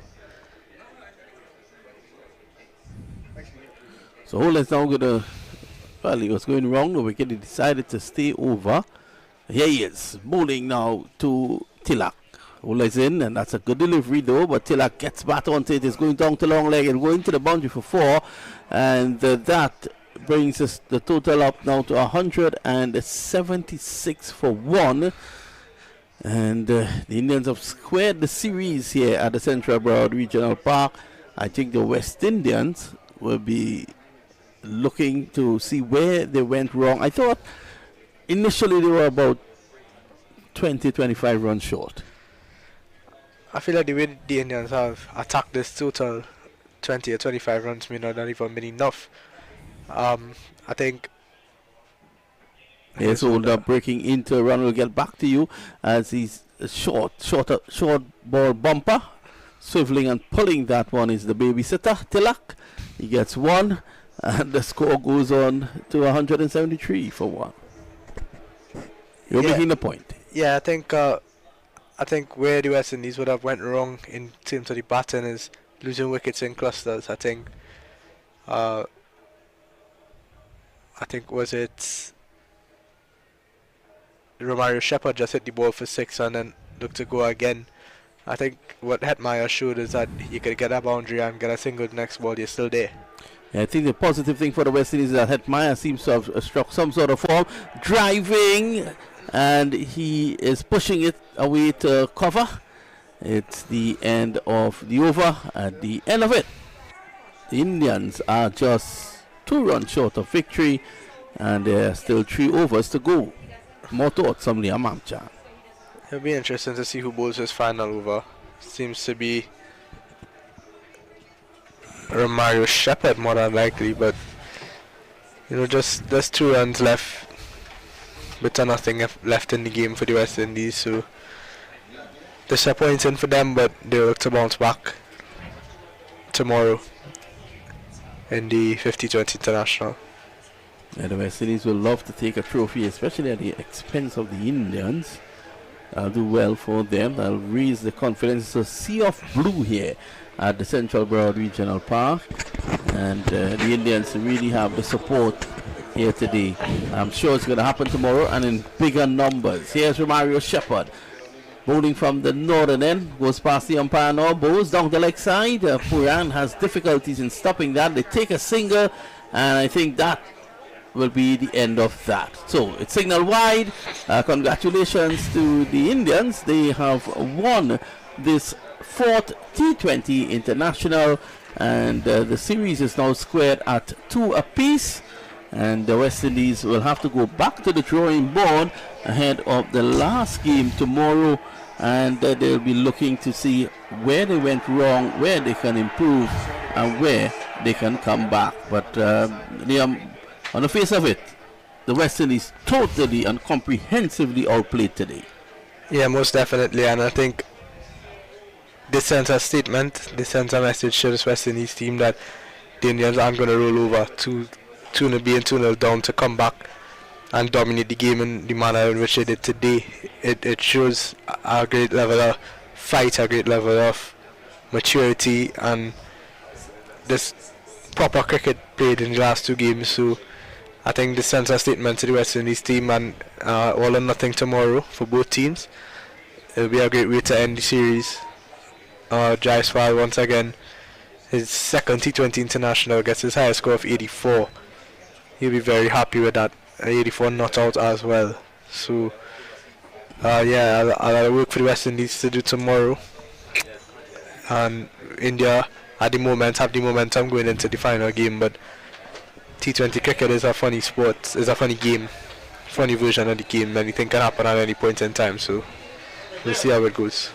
Let's just look back at the Indian scorecard, and early on Gill was able to forge a fantastic partnership with Jaiswal, and as you said, the way the Indians approach this, even 25-30 runs again, would have been easy for them. Jaiswal stayed to the end. He lost Gill with a score of 165.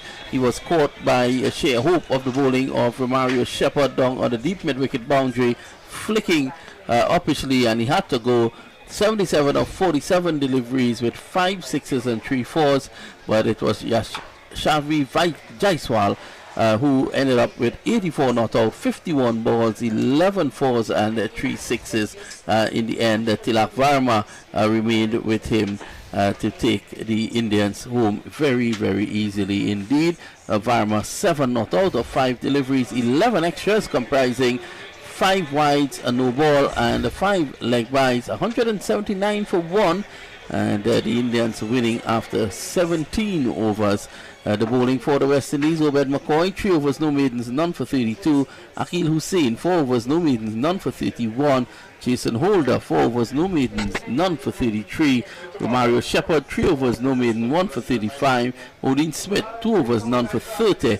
And Rovman Powell, 1 over, none for 13. So you would think that out of the West Indian bowling party, Hussain was good in the context of the game, Holder was good in the context of the game, and apart from that there was really nothing to write home about. A lot of high economy rates in there, and I think that would be a moment of realization for the West Indies, and they need to improve on that tomorrow. Yeah, the West Indies would need to come back. The Indians here, credit to them, they are a powerful unit and they were able to come back and square the series, and as you rightfully said earlier on, the Indians have the momentum with them moving into the last game tomorrow. But what a series it has been, and I think fans from both teams will be hopeful, and although the Indians will have the momentum, I think that what will happen is that the Indians will be able, they will know that they will have a fight on their hand. This West Indian team, and any West Indian team in the shortest format of the game, is a dangerous team. They could come back tomorrow, wounded, and go out there. Nicholas Pooran, I thought, Rovman Powell, as you said earlier on, they depended a lot on them. They weren't able to really deliver today.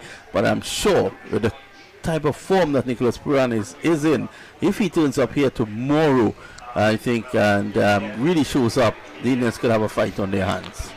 Yeah, most definitely. Hetmeyer seems to be back into form as well, and Shea Hope. So I think that's 4 major factors in the game in the West Indies batting tomorrow. And with T20 cricket, given any 2 or 3 big performances can win you a game. So I think the West Indies batting wasn't bad, just maybe 20-30 runs short, but the bowler needs to come better tomorrow. Having said that, congratulations to the Indians. They are back. The series is leveled at 2-all. We want to thank you for listening to this Cricket 360 production here out of Central Broad Regional Park. Join us tomorrow for match number 5, the 5th and final game, and we'll be coming to you live at around 10:20 a.m. Eastern Time tomorrow morning. On behalf of the entire crew, this is Vinod Mamchan bidding you farewell and wishing you all the best for the remainder of the day.